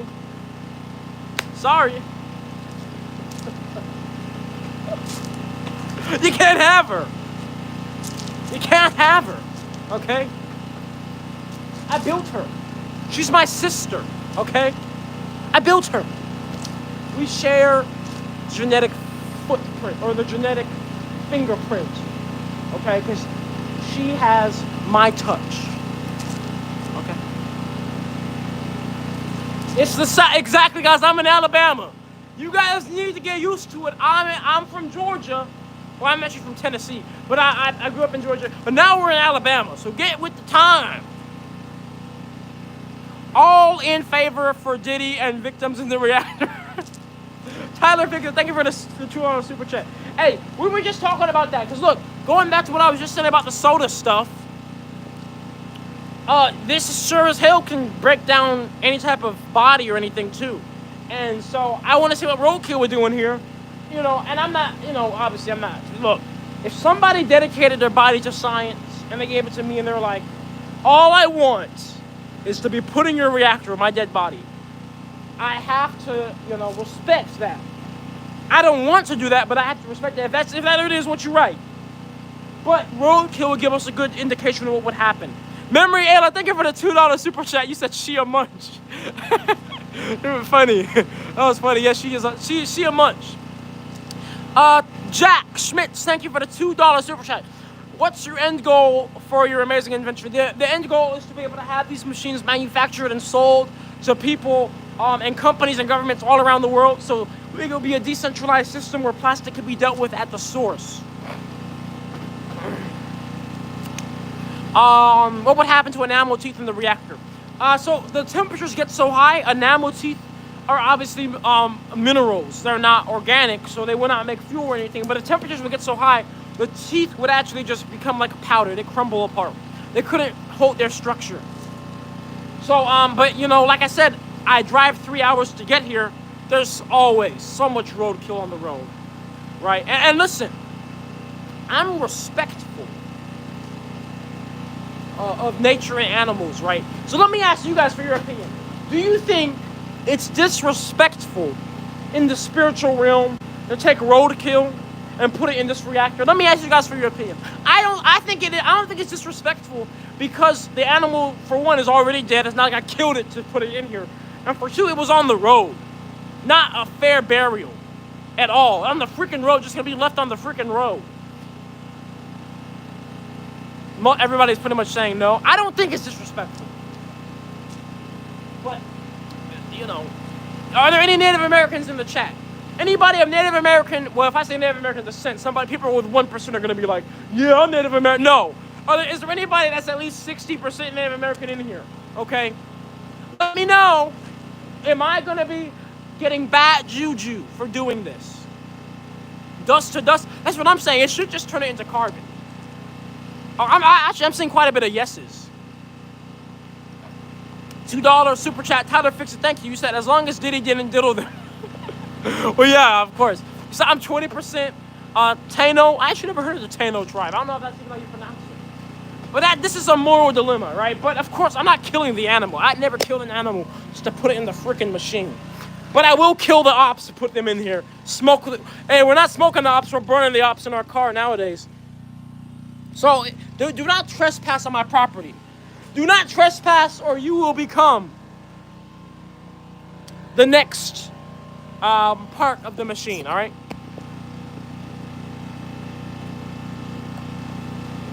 You said your YouTube channel was gone? What do you mean my YouTube channel is gone? I'm literally live streaming right now. Let's see if what you're saying is right. Is my YouTube channel gone? With all of my diddling and daddling, with all my verbiage, destroy my YouTube channel? I don't think so. Yeah, we're good. We're still there. You said, what do you do with the leftover carbon? The leftover carbon can just be put back in the machine over and over again. It actually helps with the reaction. But I've just been keeping it in buckets.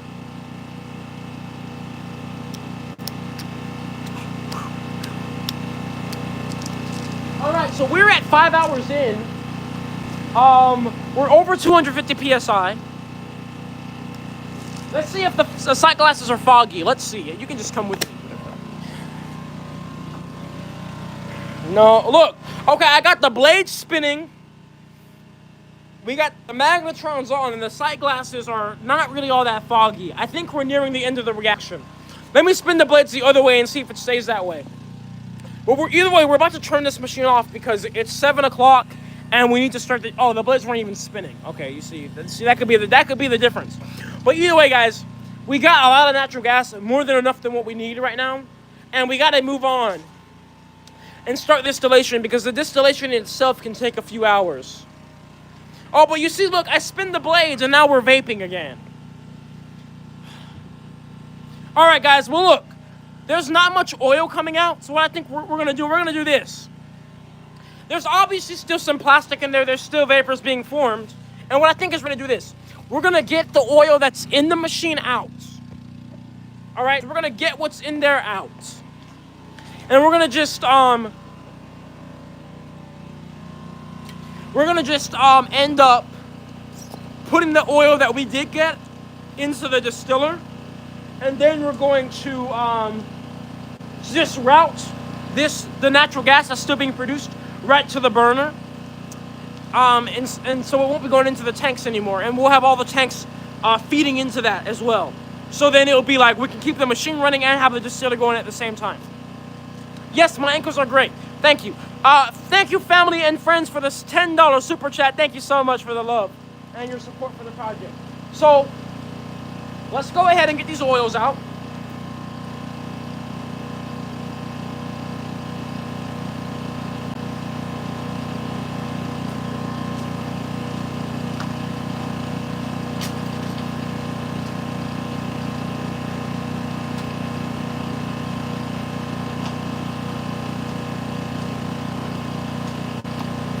Let's go ahead and get these oils out. It's a pretty straightforward process. I have this little pump here. And it's a manual pump, or it uses compressed air. It actually will pull its own siphon initially. And you see I have this fuel line that's connected to this keg underground. So once I give it a few pumps, it's gonna actually pull a siphon and we'll see oil start to flow in. And then once there's some other oils that don't get siphoned out, we can use compressed air to get the rest out. And then we can just take this, when the oils get in here, we can just really just take this and pour it into the distiller, raw. Thank you, Anakin McCord. You said, I believe what you're doing. I believe that what you are doing is the right thing for the world. Oh, doing now is the right thing for the world. Thank you so much for the $5 super chat and for your kind words, Anakin McCord. And yes, I will continue to do what I do and always do. So let's go, guys. Let's do this. Because we're running, we are kind of running out of time, literally. Now I'm going to put my respirator on. There shouldn't be any leaks from here, but if there is, I'm going to have it on.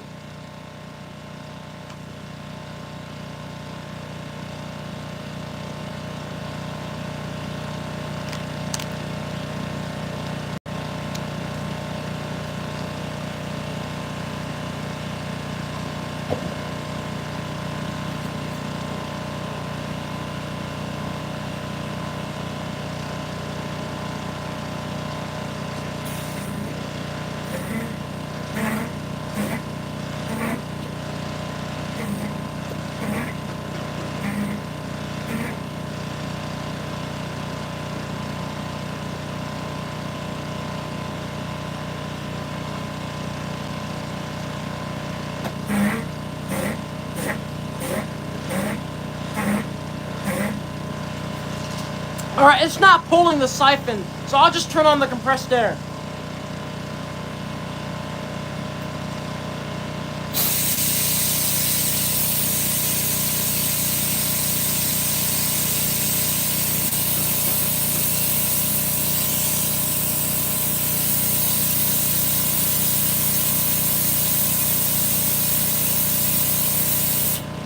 Ooh, we got an issue. This oil is viscous. It's more viscous than usual. I don't know if you guys can see or not, but it's getting stuck right there. It's trying to come out.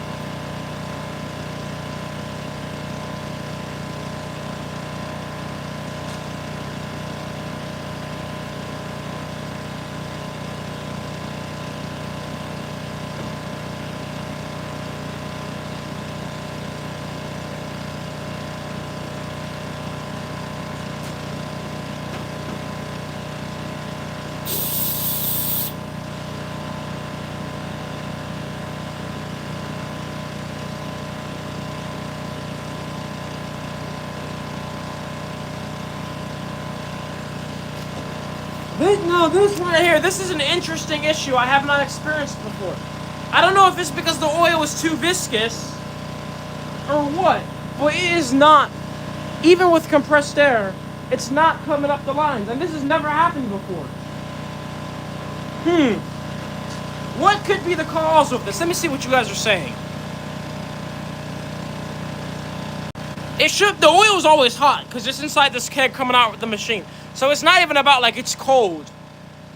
But it is cold outside. Look at my breath. So I've never done this in the cold, so that could be literally messing it up.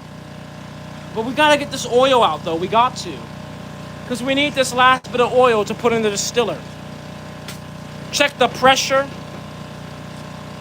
All right, the pressure on the compressor is a little bit low. So we'll turn the compressor on for a second to get the pressure back up.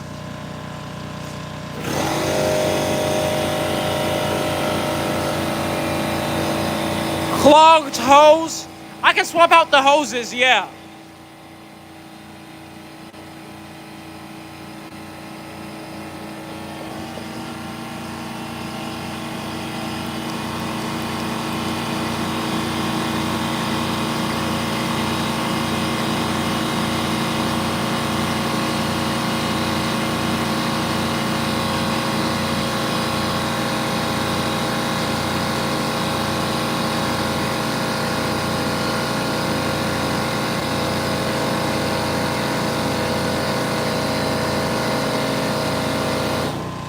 Alright, we're at 120 PSI, that's plenty.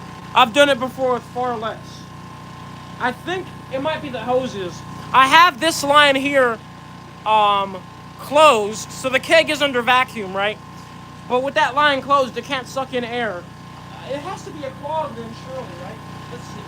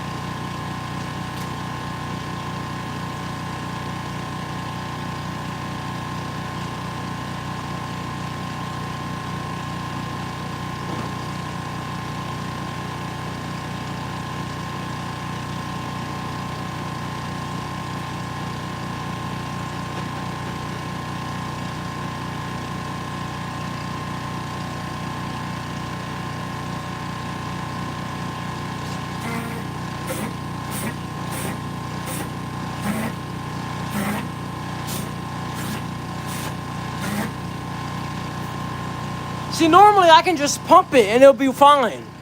The pump isn't even working with it. Normally I can pump it and it'll come up on its own. But it's not coming up now, it's just getting in that corner, and then the air is doing the same thing.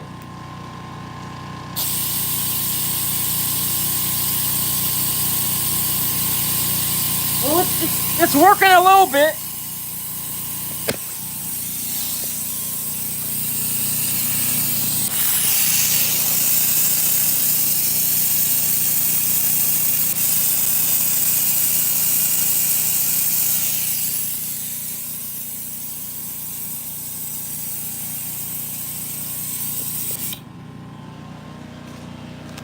See, it's stuck. It's stuck in that corner. Now, let me ask you guys a question, because this could be the reason. The machine is actually under quite a fat vacuum right now. Look, it's a -4. It's, you know, and you think it's because you know, the keg is a part of the machine. You think this is under too much of a vacuum and that's what's causing this? It's like trying to suck it back in. That has to be it, right? It's trying to suck it back in, while this is trying to suck it out this way.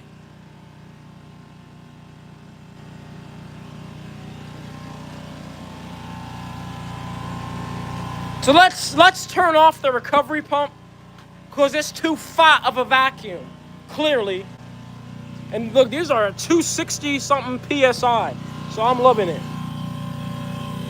I've never tried to utilize that with a fat vacuum. Oh, there's a leak somewhere. I can hear it. Oh, that's lovely. There's a leak somewhere in these freaking tanks. I've never got these up this high, so I can't really get mad at them. But one of my fittings, you hear that? It's this fitting. These stupid quick connect fittings. Look, if I push it, stops the leak. I hate quick connect. I'm replacing all these with compression fittings or JICs. I hate quick connect fittings. Like, this is bollocks. Like, how the heck does that work? It leaks. I push it in. Like, I'd probably be at 300 PSI if it weren't for these micro, stupid leaks with quick connects.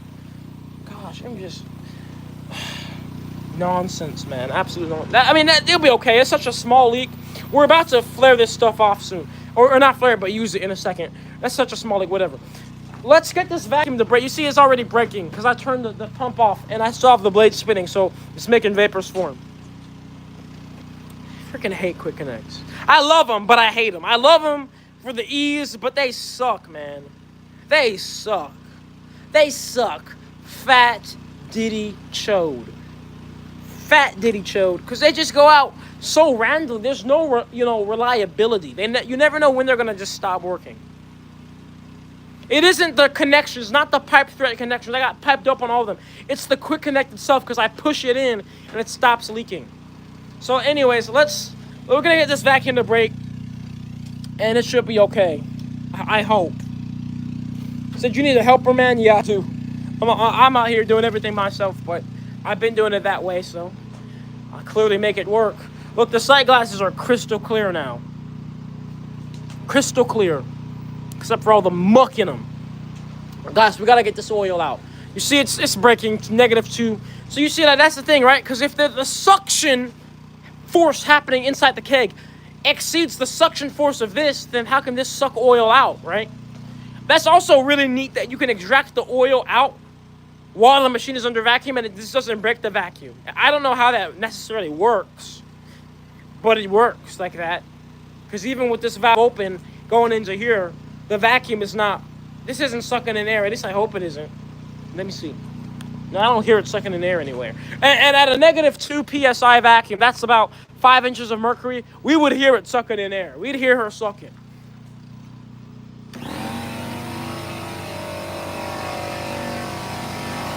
So we're going to get that. We're going to wait a little bit. But guys, what we're going to do... Actually, look, you can do that with... You can do this with me. While we're waiting, let's be efficient. Thank you, Ezekiel Hartsdog, for the $20 cash app. You said keep going, Quinn. Always, man. Thank you so much, Ezekiel. And nice name, by the way. Let's go ahead and get this steel primed and ready. So we're going to take this off. We're going to take the lid off. And we're going to feed in the oil here, guys. We're going to feed in this raw crude oil that you're about to see here. And you're going to see how raw it looks. Raw dogging it all the way. We're going to feed it in here, put the lid back on, and then under here I have a burner that you're going to see me light. And this burner... Ah, shit, it fell. It's kind of ghetto, But anyways, this burner is going to burn the natural gas products. And then it's going to heat the steel, and then we're going to refine the oils. And like I said, we already have about 2 gallons in there already. So we're good. This is definitely way over the PSI we need. This is at a -1. How long? Hey, how low should we go? Should we just wait for the vacuum to break all the way? You're probably like, why is the vacuum breaking? You have a leak. No, it's just because there's some vapor still forming in the machine because the machine is so hot and there's still some probably residual oils or plastic in the machine.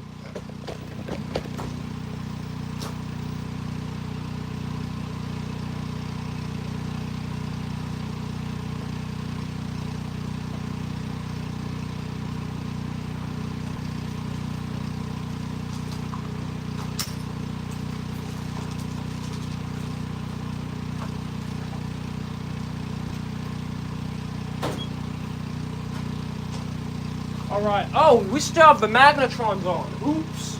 Let's turn these off.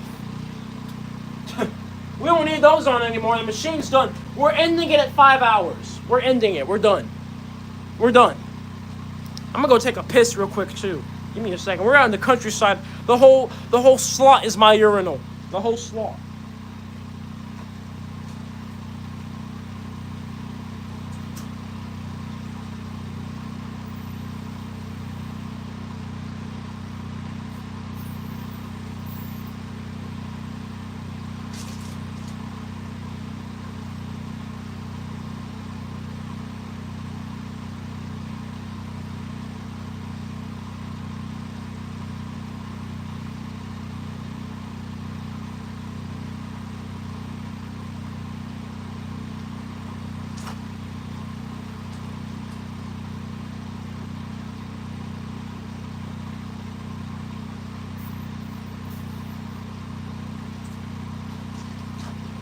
Alright, we're at a -1. Now I have successfully got my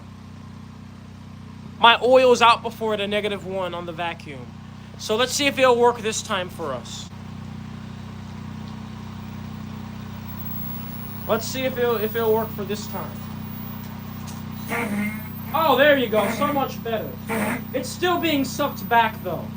So we probably want to wait a little bit longer. There's really no easy way to break the vacuum in this machine because we don't want to open the machine to air, mix air with flammable vapors. But let's try the compressed air now. The compressed air should work. No, it's still not working. It's still not quite there yet. Oh, the vacuum is going up. How the hell is the vacuum rising when there's no pump? Man, can we just do this? Because I need to get on to distilling. It's freaking 7 o'clock this time, but it's just the distilling is gonna take like 2 hours. Then I have a 3-hour drive back. Let's goddamn get on with this. Come on, Ed. Pissing about. -1 in the vacuum. Come on. I mean, this has worked before at this level. You can literally see the oil like trying to come out and getting sucked back. You know, it's like when you try to escape the freak off parties, and then like you're at the door, right? You're at the door, and then he grabs you by the waist and pulls you back in. That's essentially what's happening here, and it's absolute nonsense. Look, watch it. The freaking oil do this crap, being sucked back in. Oh, the vacuum is dropping even more now. Okay, we're about to be good. I might not even do it now that I'm here to show you.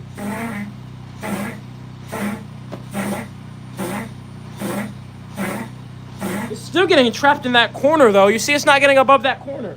And this is weird. It's never done this before. It normally always works perfect. And, you know, leave it to being on a live stream when something wants to happen, right? See, even with the compressed air, as soon as it gets to this other hose that I have like ghetto-ly bonded in there, then it just doesn't want to go through the hose.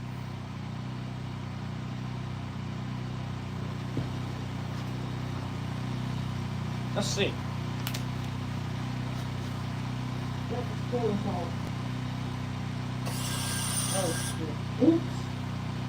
Oops. Hey. I don't know if you heard that, but I just sucked some air into the machine by accident. A little bit. Somehow the vacuum is going up on the machine. I don't know how the hell the vacuum's going up when I just sucked air in. Maybe my sensor's bugging, but... yeah, this is not working. Alright, let's see. What other options do I have here then? The vacuum is literally rising on the machine. Well, this is obviously causing a suction on the machine. But, so I don't think it's sucking out the oils. That must be what's happening. It's not sucking out the oils.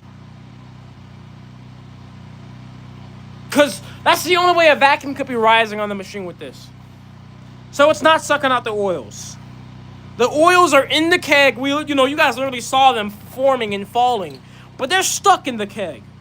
What type of nonsense is this?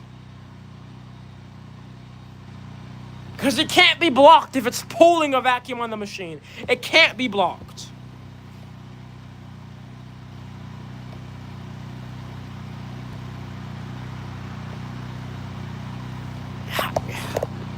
And you know, you guys are saying maybe it's frozen, but if there was a blockade like that, it wouldn't be sucking air or vapors out the machine. Cause look, I'll show you. Watch the screen as I pump this. Watch this number rise as I pump this. Watch, or as when I put on the compressed air. Watch.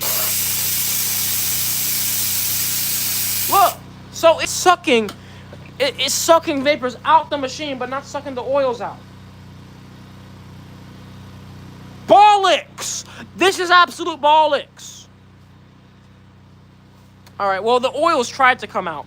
Well, guys, you know what we're going to have to do? We might have to just make do with what we have in the distiller. Like I said, we have about 2 gallons already in the distiller.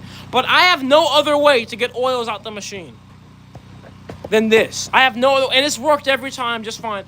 And this was my backup, because I had an actual pump that broke. I had 2 pumps that broke, and I had this manual backup that runs off of compressed air or the power of my hands. Give it a little hand job. And that's not even work. I mean, it's working, but it's not getting oils out. It's so odd. The only other thing I can think about is maybe we need to just get this thing at atmospheric pressure first. But it's just not making sense. And I would love to get these oils out because this, you know, we need to make as much plastiline as possible. And the only way we're going to do that is if we have as much of the crude product as possible. But we're getting cock-blocked by nonsense. By physics. There's some type of physics going on here that's messing me up that I can't even speculate. So I need a bigger pump. Well, I don't have a bigger pump. This is all I have tonight. Heat is my friend. Should I take a blowtorch and heat this up from the outside?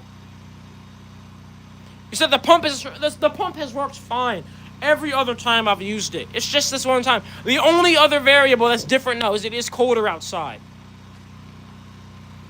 Listen, I've heated it up with a blowtorch to the outside before. I know it sounds insane, but this is stainless steel. It's thick metal. The machine is sealed, and I'm not going to be staying on one spot. You got to move around. So, you know, I know it sounds crazy, like, oh my goodness, don't do it, but it'll be okay.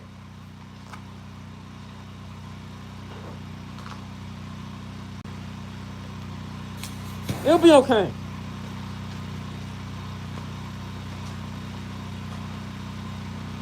And if it does blow up, well, I guess you'll see it live, right?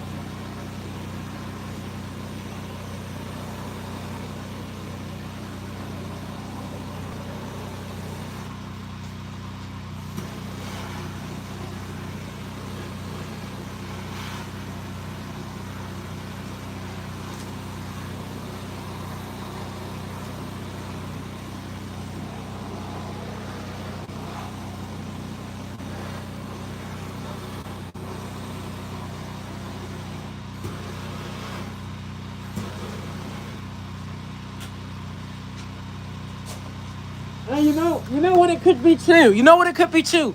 This line that's running underground, obviously the ground is cold too. So that could be, you know, the heat really could be the issue here. You think I warmed it up enough? You guys think I warmed it up? Tell me yes or no. Should we give it a go? Oh, you said a heat gun? Yeah. Well, yeah, that's of course the best. I don't have a heat gun. This is the best we got. No, I gotta do more. It's still cold. All right.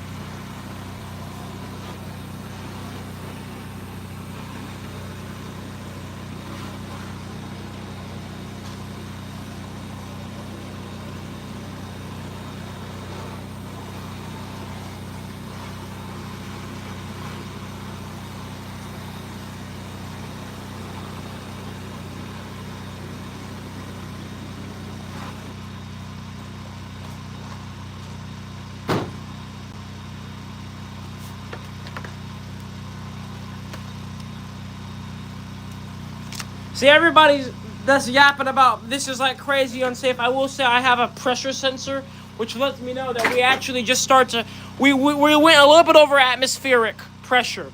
So look over here. We're just under atmospheric pressure. I see. Why is it going negative? How is there a vacuum being pulled on the machine? Or whatever. Let's try it. Let's see. Anyway, it was over atmospheric pressure by a little bit, so it's time to pump.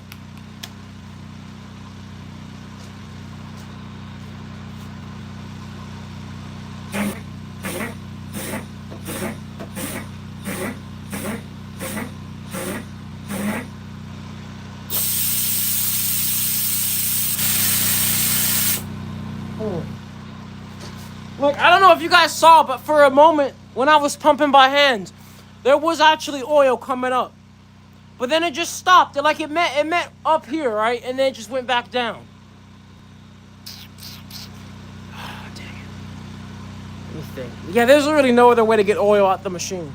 Unfortunately, well, there is another way.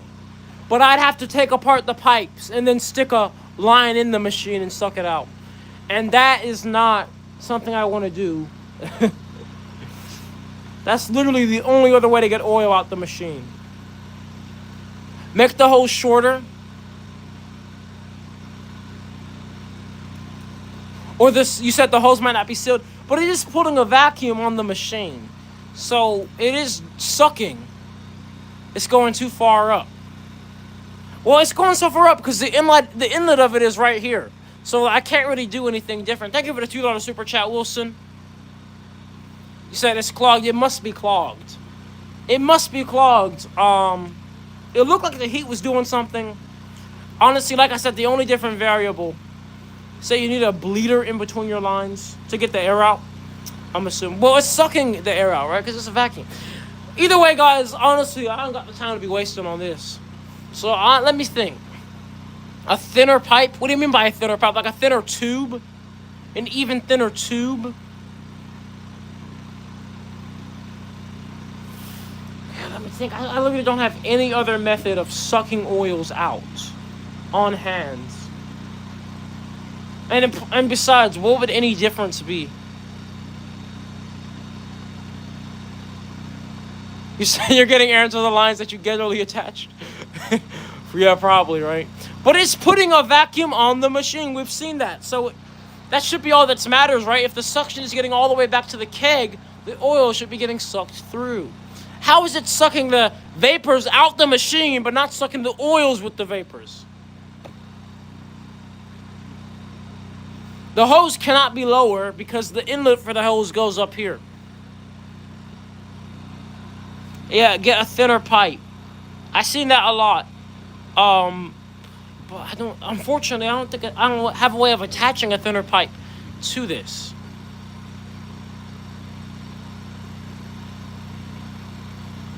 No, there's not too little oil in there. We saw the oil production. I've been running this thing for 5 hours. There's plenty of oil in there. And we literally saw the oil trying to come up.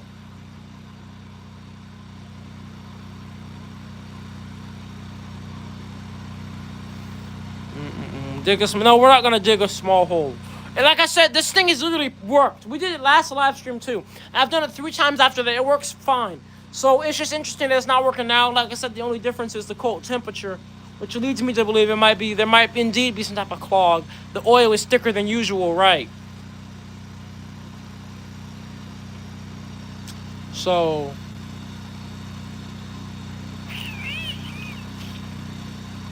there is one other way, guys. There's one other way to get oil out.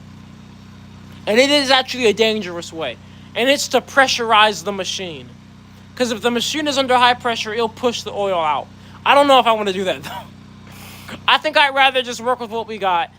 It's going to suck because we probably will only make about 1.5 gallons of Plastiline. Because we have probably 1 gallon in here.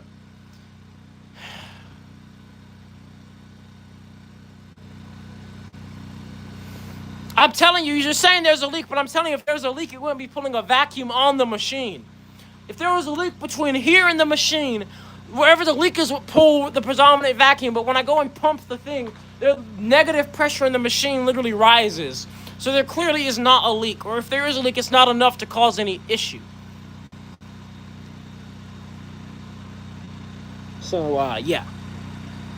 I cannot lift the keg. Look, it has a freaking humongous, probably over 100, 200 pounds of pipes on it. We can't just lift it. That's what I'm saying, guys. Like, there's no easy way other than this to get oils out. That doesn't require just so much work. That, you know, so the pump seals fell. It must be this itself, right? I guess it has to be, right? Needs insulation from the ground, yeah. And of course, it's already too late to do that now because the oil's cold in there. If that's the issue, if temperature was the problem. So, yeah. The only way I can make this hose shorter, I mean, look, because like the inlet is up here, so it has to be like a minimum length to reach up all the way up here. Like it can't really be much shorter than this. All right, this is about as short as it can get. I can get more horizontal though. Let's see if this does anything.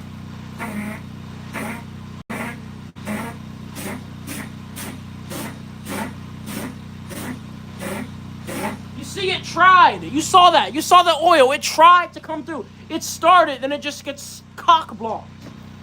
This nonsense.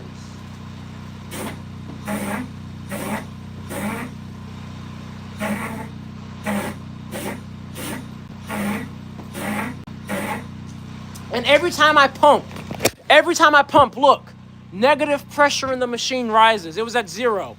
So, yeah, it's not a seal issue anywhere. It's not a seal issue. It's some other issue. I don't even know what it could be.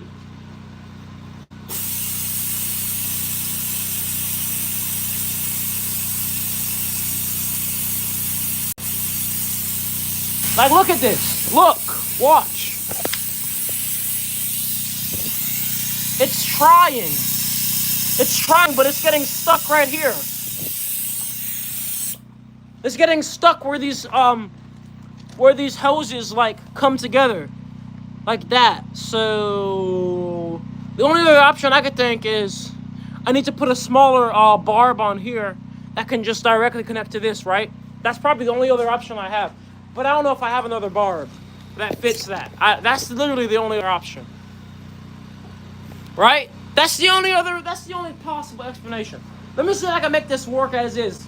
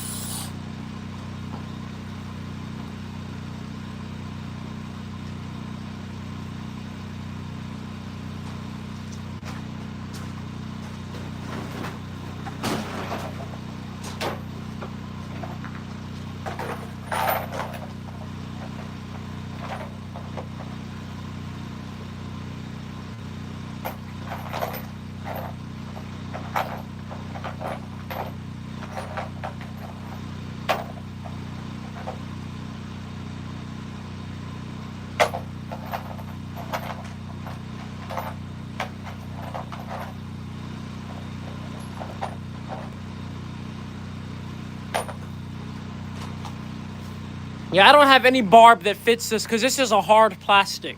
It doesn't like bend.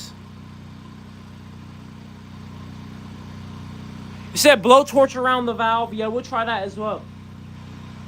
Because like I said, I know it was attached in a getaway, but that way it's been working fine all the way up to this point. That's been working. It's never had issues. So it doesn't really make sense why it's doing this now and giving me issues. Oh shit. Oops. Not trying to suck in too much air, right? Right, but it doesn't make sense. So I'll try to blowtorch around the valve. But you see, like when the oil is flowing, it doesn't even look viscous, right? It doesn't even look sloggy. So this is definitely some odd troubleshooting.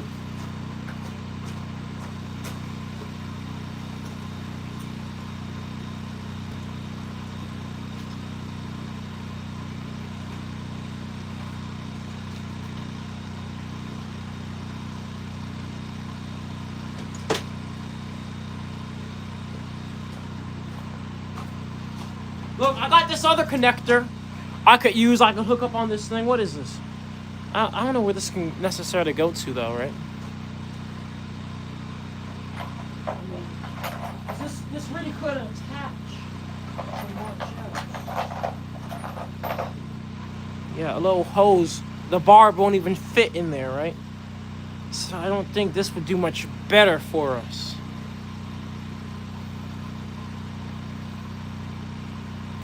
Ooh. This won't really change much because this little tiny one fits in there. I could reduce it down and fit this tiny one on. I think I should try that. Maybe that. Hey, that will let us know if it's the hoses being clogged. But I don't have a reducer. I don't have a freaking adapter for this. Because I know I don't have any because I spent all last night on live stream trying to find the last 1/4 to 1/2 adapter I got. And I don't got it anymore. So that's just lovely. Heat the keg. Heat the keg. Create a suck on the vessel. Open the keg valve. That's just gonna suck air in. I can't make a thinner pipe from the barrel. I literally would have to replumb. You're asking me to replumb this whole thing. I literally cannot do that tonight. It takes hours to move this keg and all that crap and undo these pipes. Hours. We could not do it tonight. So, unfortunately, we're limited on solutions.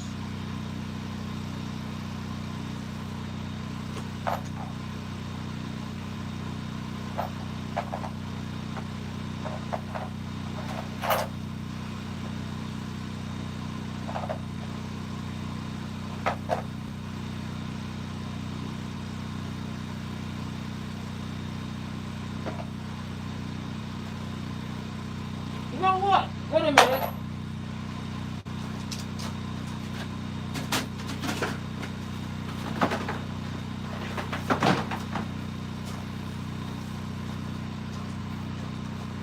Let's see if this bigger hose can fit in here.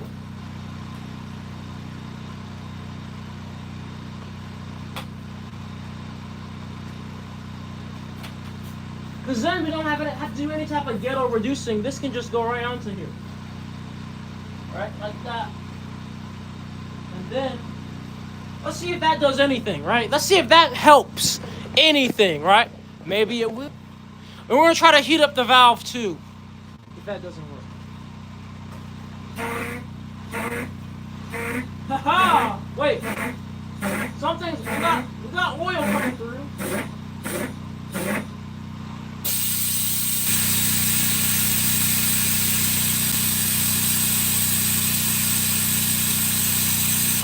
And then it stops, of course, it stops.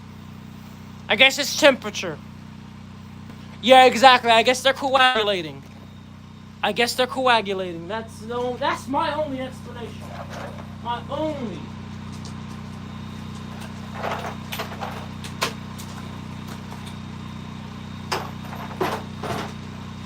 So I'll try one last thing and I'm done with this crap. Because we still have to distill for another 2 freaking hours. And then you guys get to go and log off the live stream. But I have to freaking drive 3 hours on top of that tonight. So I'm going to heat up the valve. Heat up the metal pipe coming out.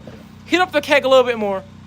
And that's it. And no, I cannot raise the keg, guys. It takes hours to adjust all of it. Look, this keg is connected to all these freaking pipes and connected to the machine. It takes hours to move any of this crap.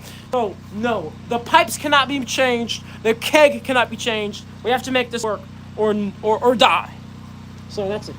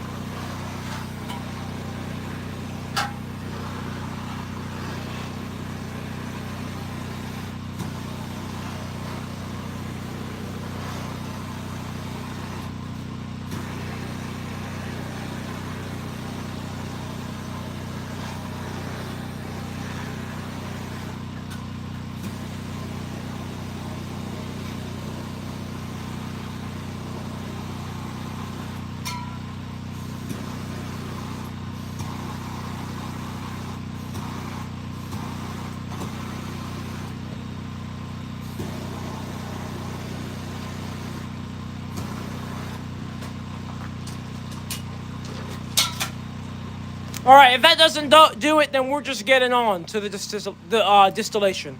All right, and that's the end of the story. All right, I'm done with this crap. So we'll see. Figure out the troubleshooting another day in 2025.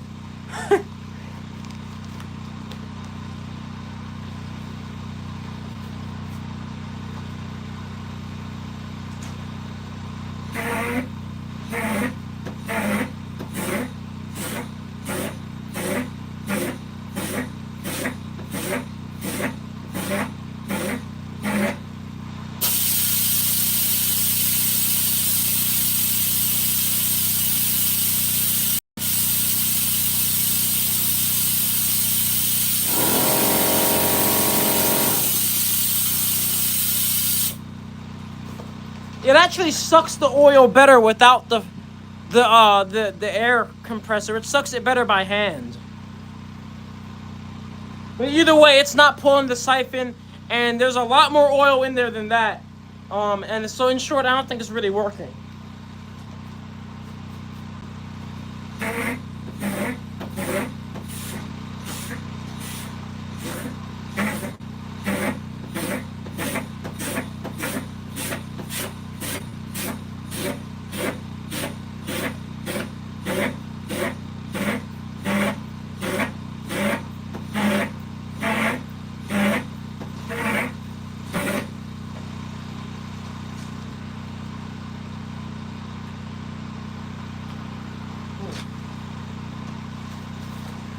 Yeah, I'm not sure, because, yeah, like I said, normally I only have to pump it about twice, and then it'll just start to siphon itself out. And I get most of the oil out, and then I turn on the air pump at the very end, and it gets the last little bits out. So, I guess the pump is probably bad, or I don't know. But I'm tired of wasting time on this. We already have like 2 gallons of oil in the distiller. It's just gonna suck, because we could have got probably a whole nother gallon. But at this point in time, like, I literally, you know, it's a matter of opportunity cost. Let me turn the generator off. There's no point in that thing running anymore, just burning fuel. But it's a matter of opportunity cost now, and would I rather diddle around with a pump that may just be broken and done for, or get on with what I actually need to do, right? And I'd rather get on with what I actually need to do, right? Because it clearly isn't working. And we try just about everything that we can try, because no, I cannot move the keg, right? So that's all right. You know, you just gotta keep moving. So guys, let's just pray. Let's just pray to the Lords, right? That what I have in my distiller is enough to make us at least 1.5 gallons. I know I'm gonna make at least 1 gallon, but I wanted to make 5. I wanted to make at least 3, but you know, things happen. Clearly.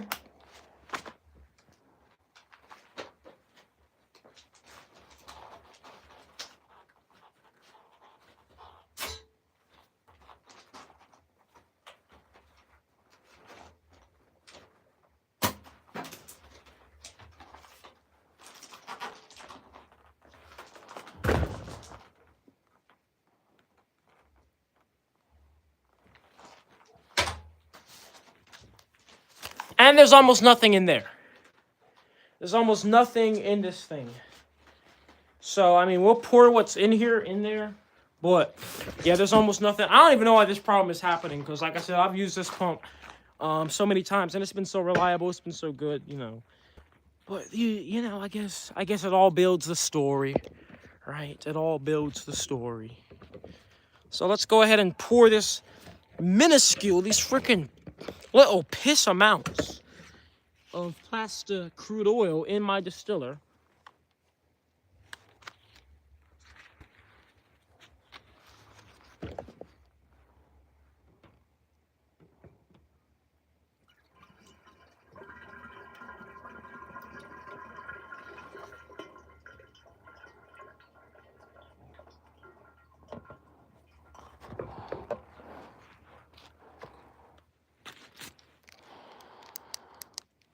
So you saw there, if I had to guess, that probably was about like maybe 500 mil, maybe 1,000 mil at the most.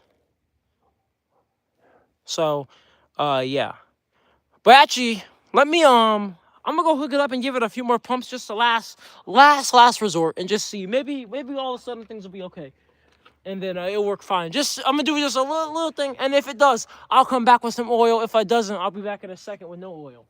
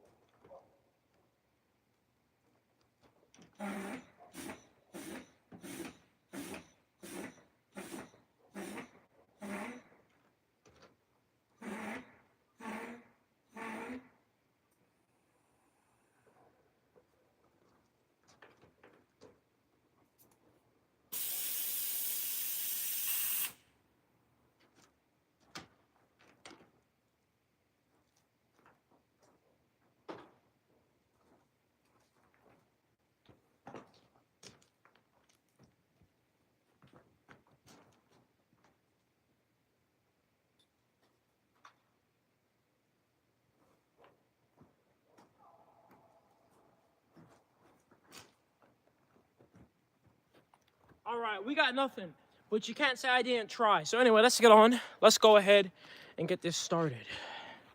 Look, that's the ironic part, right?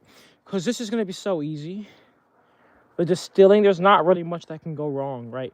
When you have a distiller that like obviously doesn't have leaks or nonsense. So the distiller is pretty straightforward. And like I said, not much can really go wrong. Watch me eat my words though, right? It was just more of a matter of getting as much of the plastic crude oil in here as possible. A bigger feedstock equals bigger yields. But it's okay. We adapt. I just, clearly, I thought a manual pump, like one I could do by hand, was the ultimate backup for the situation. Because I was using electronic pumps before that broke. But clearly, I need to just have a gravity backup on top of all this. And I had a gravity backup in the beginning. I used to discharge the keg by having a valve under it that I opened. It's just difficult because I have it put in that position it is, like on the ground, for various design reasons for the machine itself. And it actually helps the machine being on the level it is. So, ideally, you raise the machine up. It's just stupid. It's so annoying that this happens. But obviously, in the future, I'm going to have multiple backups for this in the future. And it's hard to know. I just wish I knew what the problem was. At this point, I let go of losing that oil because it is what it is. I mean, it's still in the keg. I'll get it next time. 2025 won't even matter by then. But it's just more of now I'm like, I just want to know what the exact issue was so I know for the future how to, avoid that issue. This is a learning experience, but I didn't learn shit.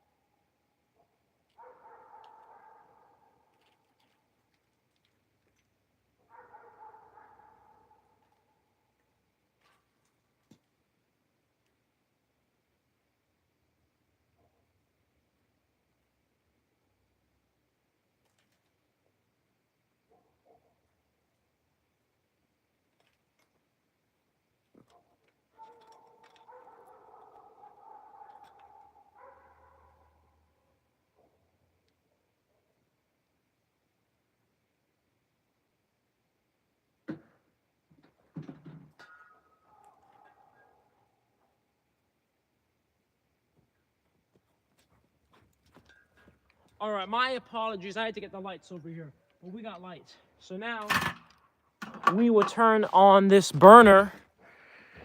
You guys probably got scared when it got dark. You're like, we're not gonna be able to spot him. We're not gonna be able to spot his black ass. Where'd he go? Yeah, I know you were scared. No worries. So there's still this stupid leak at the quick connect fitting.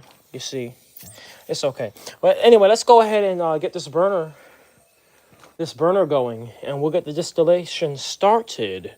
Thank you for the $2 super chat. Spew your crude uponst the Diddy face. This one's leaking too. Wait, that's not even in right. The uponst. That word is so funny. Uponst. that was excellent verbiage there. This. Oh shit. Hold up. This valve wasn't closed over here. Hold up. Did I close this one? Oops. Wait a minute. Oh, oops. We're all going the wrong direction. Things were happening before I wanted them to. But now we'll turn it. Now that it's going my way. Actually, no. I gotta open this all the way first. Sorry, I'm all over the place. See, this one is leaking. Oh my goodness. You gotta be kidding me right now. Are you serious? Like, this stupid push connect fitting. I can't. Like, why is it even in there like this? You know, I swear, man. I tell you, it's Murphy's Law. All right, let's see if I can fix this. Hold up.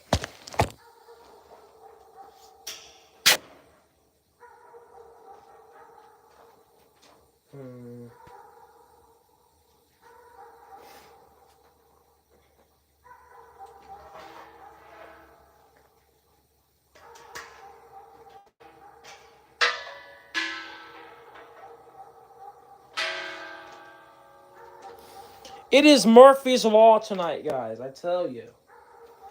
If it can go wrong, it sure as hell will tonight. I think it's the quick connect fitting, the female one, the one that's receiving it. That's the one that's actually broken. Because this little pipe is good. The issue is I don't have any other areas I can push one into. God damn it. I'm going to figure it out. Give me 1 second. I'll figure this stupidity out. Upon this moment.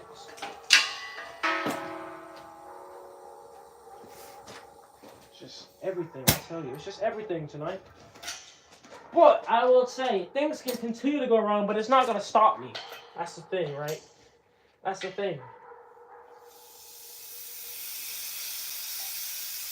What the heck? This thing is still freaking leaking.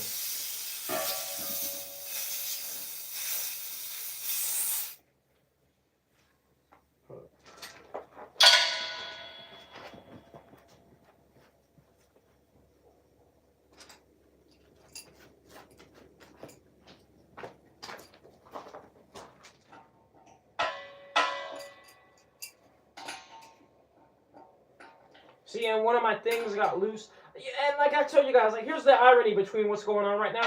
This is like the last night of the year. And I've been out here for 3 days running the machine more than I've ever run it all year. So intensely. And I've had no issues until today, the last day of the year to do this. And so it's the ironies of life that this is, everything is going wrong the last day, so late at night. It's quite comedic, actually.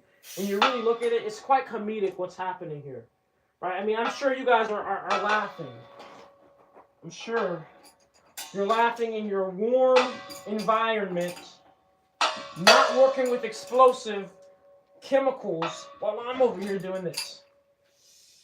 All right, we got it, finally. We got it set. And I told you, things can keep going wrong, but I'm just going to keep working. I really don't give a shit. You know what I'm saying? I'm set out on a goal, and I'm going to do it regardless. So let's go ahead, turn this on, turn the burner on, and finally get started. Watch this burner. Wait a minute, hold up.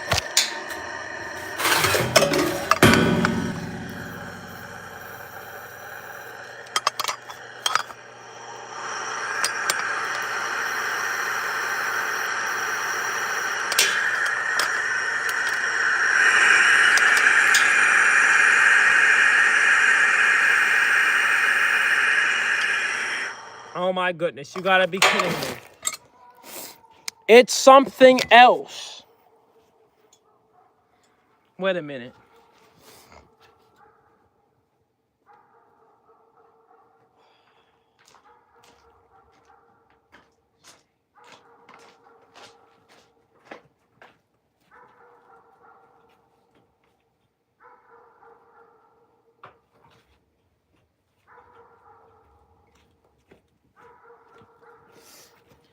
It's literally something else that has gone wrong.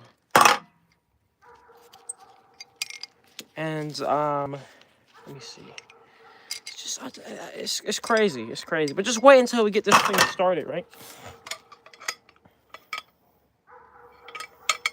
But I'm trying to figure out exactly what is even going wrong. What is even going wrong in this situation here? Why this burner is not lighting?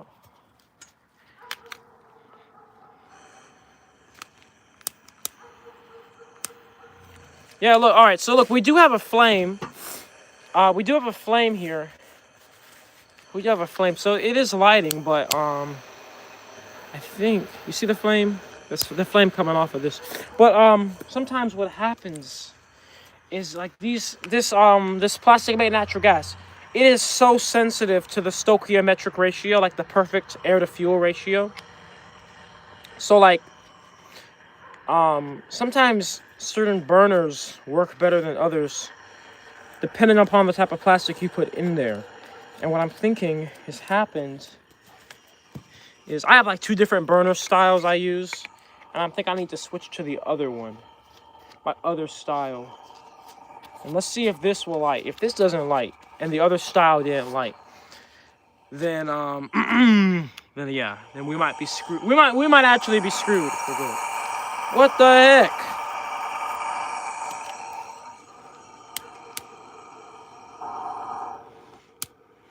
Or maybe the flame, sometimes the flame is invisible too. That happens too, under light. Oh crap.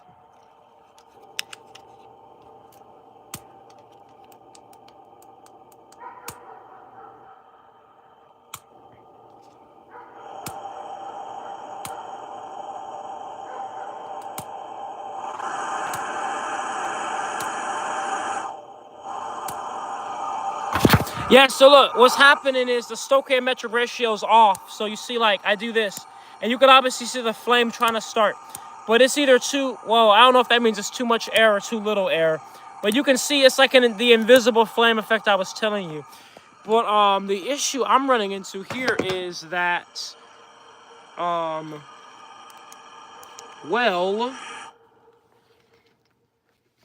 if this burner doesn't work, I don't actually have... Yeah, it's not really lighting in any of these burners. And so that's the issue now. It's another issue on top of everything else. How lovely. Let me make sure I have everything open. And we might really only be at a gallon. Cause look, can you see that? Look, it literally is like starting, but it's not holding the flame. So odd. Well, nobody would believe me, right? Nobody believes me. Now, anybody, well, maybe if you were in the last live streams, when things actually go properly, you would believe me when I'm like, how bizarre everything is acting tonight, like the pump breaking and stuff. I guess sometimes things are just a sign from the universe and God. Because look, the flame is like, it's catching, but it's not holding. Like, what the heck is that? It always catches with this. It always catches. This is crazy. This is literally crazy that all this stuff is happening right now.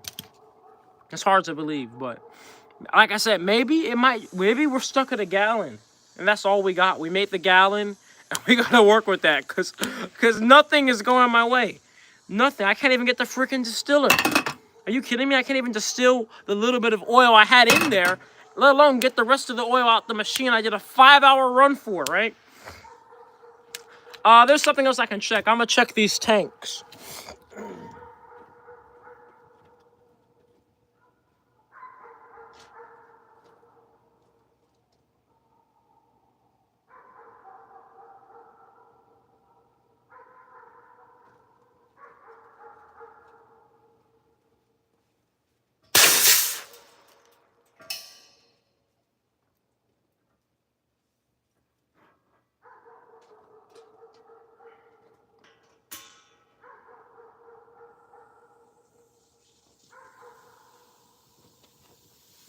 Hey, you guys hear all those coyotes?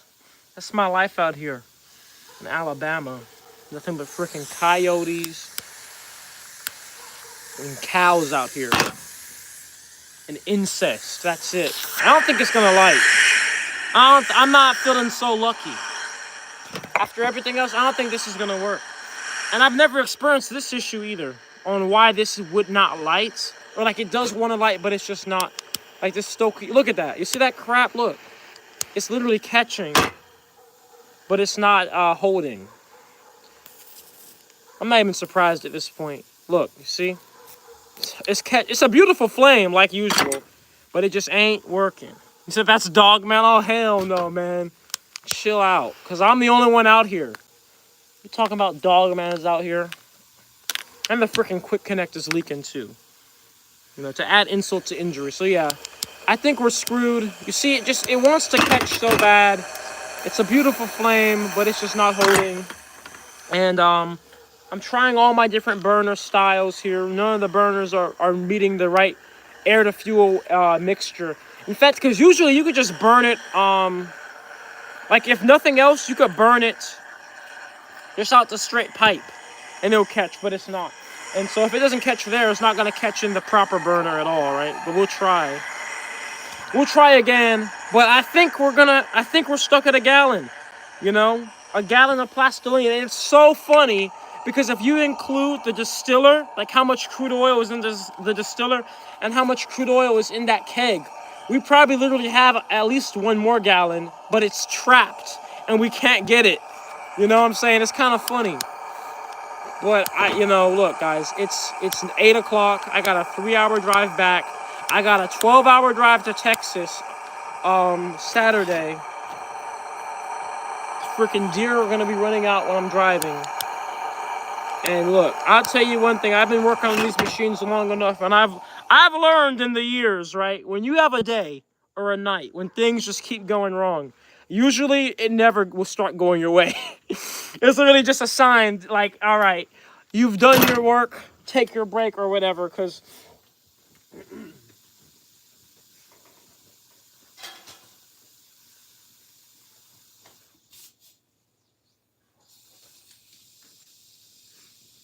I tell you, like this is the icing on the cake, on top of wasting so much time on trying to get the oil out.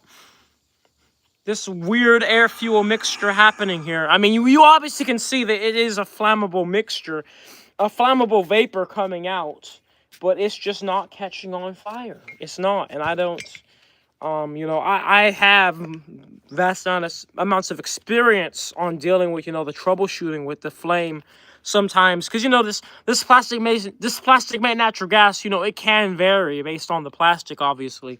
So sometimes it'll burn really easily with like maybe a 50-50 mixture. Sometimes it needs to be leaner. Sometimes it needs to be richer. But like I said, I have these different burner designs that kind of accommodate all of that. But none of it is working. And yeah, so I guess it's kind of perfect, right? For anybody that thinks this is fake, this is the perfect night for you. With everybody that was in literally yesterday's live stream, when things worked properly, you saw everything. But I think we're gonna have to call it at this right here. We're gonna have to call it. But guys, come on, this should be enough, right? To run a Model T. Like, we're not trying to drag race it. We're not trying to go 0 to 60. We literally just want to start the engine and just drive a little bit. If we drop the engine, or not the engine, but the fuel tank, get all the fuel out, this should be enough. A Model T is not a huge vehicle. It's not a truck. It's small. It's a 2-seater. This should be enough. I just would have loved, I'm glad to have made a gallon, but I would have loved to have had the luxury of at least 2-3 gallons, at least 1.5 gallons. And like I said, the funny thing is we have 1.5 gallons between all the stuff. It's just trapped in a different form that is not gonna work in an engine. So yeah, 3-hour drive home after all this, and I'm on Georgia time, so it's 8 o'clock right now, but it's really 9 o'clock my time. So yeah, it's gonna be rough. It's gonna be rough. But I gotta get back because, like I said, I gotta get prepared for the 12-hour drive to Texas on Saturday. So I can't you know what I'm saying? We're in such a time crunch. It was a good run today too on the machine. I mean, the machine operated well. I guess you got to be grateful for some things. At least the machine didn't have any errors or blow ups or nothing. So yeah, what we'll do is this. I mean, you guys think this will be enough? I guess I don't really have a choice, right? Everything else is not working, so I have to make this work. We have to make a gallon work. Thank you for the $5 super chat. Shinks Mixes, you said you're going to change the world for the better. Thank you so much for the super chat and for the kind and inspiring words. 1 p.m. for you? Oh, man, I wish it was 1 p.m. Where are you? You're literally 7 hours before. You said it'll be good? It should be. I mean, it'll be fine. It'll be fine. It'll be fine. But we're gonna close out the year. We're gonna close out the year with running this Model T. But what if I go all the way over to Texas to figure out that a gallon is not enough? I don't think that's gonna happen. I don't think that's gonna be. But it could be. You never know. Oh man, I still have to pack up everything out here too, and it's gonna be a long night. It's gonna be a long night. A long drive. Hey, let's just pray a deer doesn't come out and hit my car. I don't need that happening, right? That's the risk when you start to drive out here at nighttime, because this is such the country. There's deer everywhere, especially this time of year. So that's all I hope. But what we'll do is this, because obviously this is in a glass, and this is definitely not safe to transport in my car in this glass. So we have to pour this into this fuel safe container. And I can do this on live stream. I gotta record it too, so that way, there's gonna be no questions about like, oh, he just put real gasoline in this tank, right? There's not gonna be those type of questions. So I'm gonna pour it into this tank here. Hold on, let me get this phone propped up. You said gonna hibernate the equipment for the winter? Yeah, I mean, look, all the equipment is metal and stuff, so it doesn't really care about, it's meant for extreme temperatures, so there's nothing really to do. But I had to put stuff up though, because I'll be gone for so long. But look, guys, I got my logo on it. So anyways, we're gonna pour this almost 1 gallon into this tank. How depressing. There's such ambitions to get 5 gallons, not even to make truly 1 gallon. Thank you for the $5 super chat, Shinks Mixes. You said good night and travel safe. Thank you so much. And I will be safe. It's gonna be a rough drive though. I'll just prepare myself for that. I'm not gonna have an expectation that it's gonna be easy, because it's not going to be.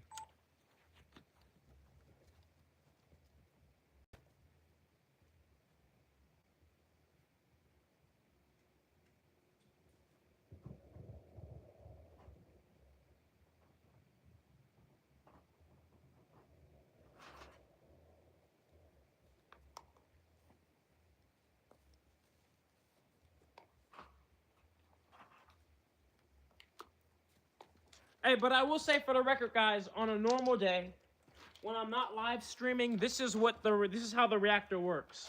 And this is why I barely live stream, because I'm just fighting with everything going wrong normally. So to me, I'm not even like shocked.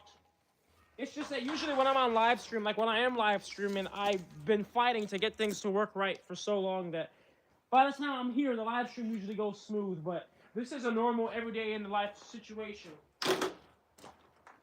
with the reactor. Just random things breaking or just not working, and spending hours trying to fix it when you had an expectation and a timeline and a zone in which you want to get things done. This is just the normal day in the life stuff.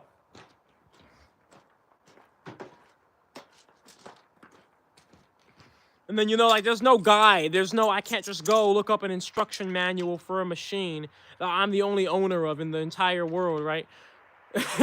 So whenever there's a problem, if anybody is going to solve it, it literally has to be me. Well, let's go ahead and pour this in.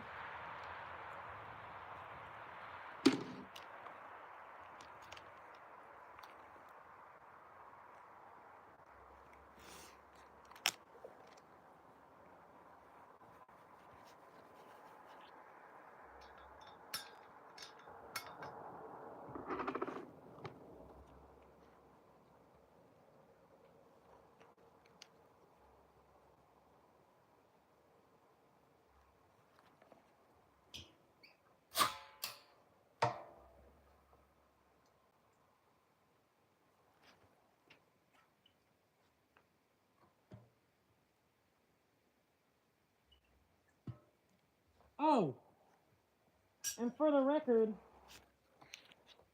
just so you can see, look, I'm opening the valve. There's no gas in here. No gas inside of it already.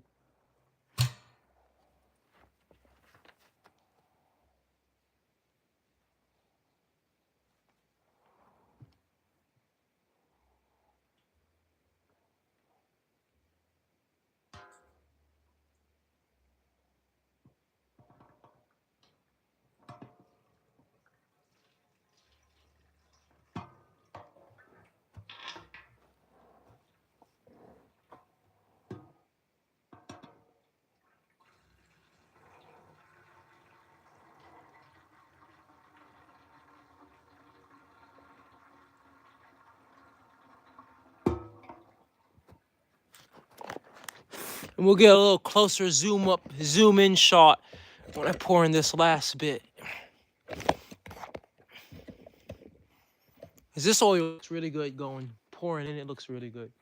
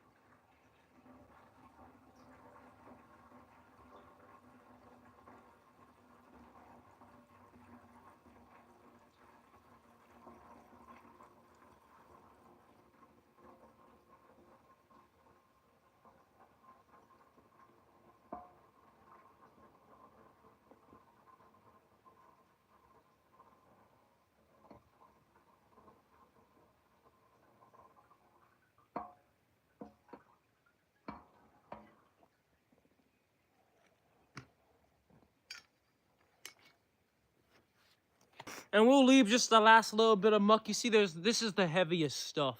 Even there's a little bit of water that's left. So we'll leave all that in here. Doesn't get in the engine.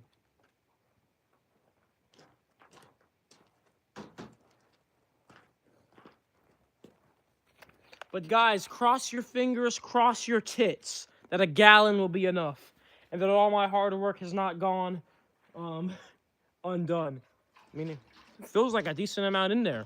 And there's a good fuel tank right here, so this will not give me issues on the road. But there you have it, guys. The mission, well, the goal for the mission was incomplete. Oh, sorry, I had it zoomed in. The goal for the mission was incomplete, but the mission might have been complete if indeed this comes Sunday at 4 p.m. CST. This is enough fuel to run a Model T. I didn't even mean to make that rhyme, you know. Sometimes you just have the bars for no reason. Unsolicited bars.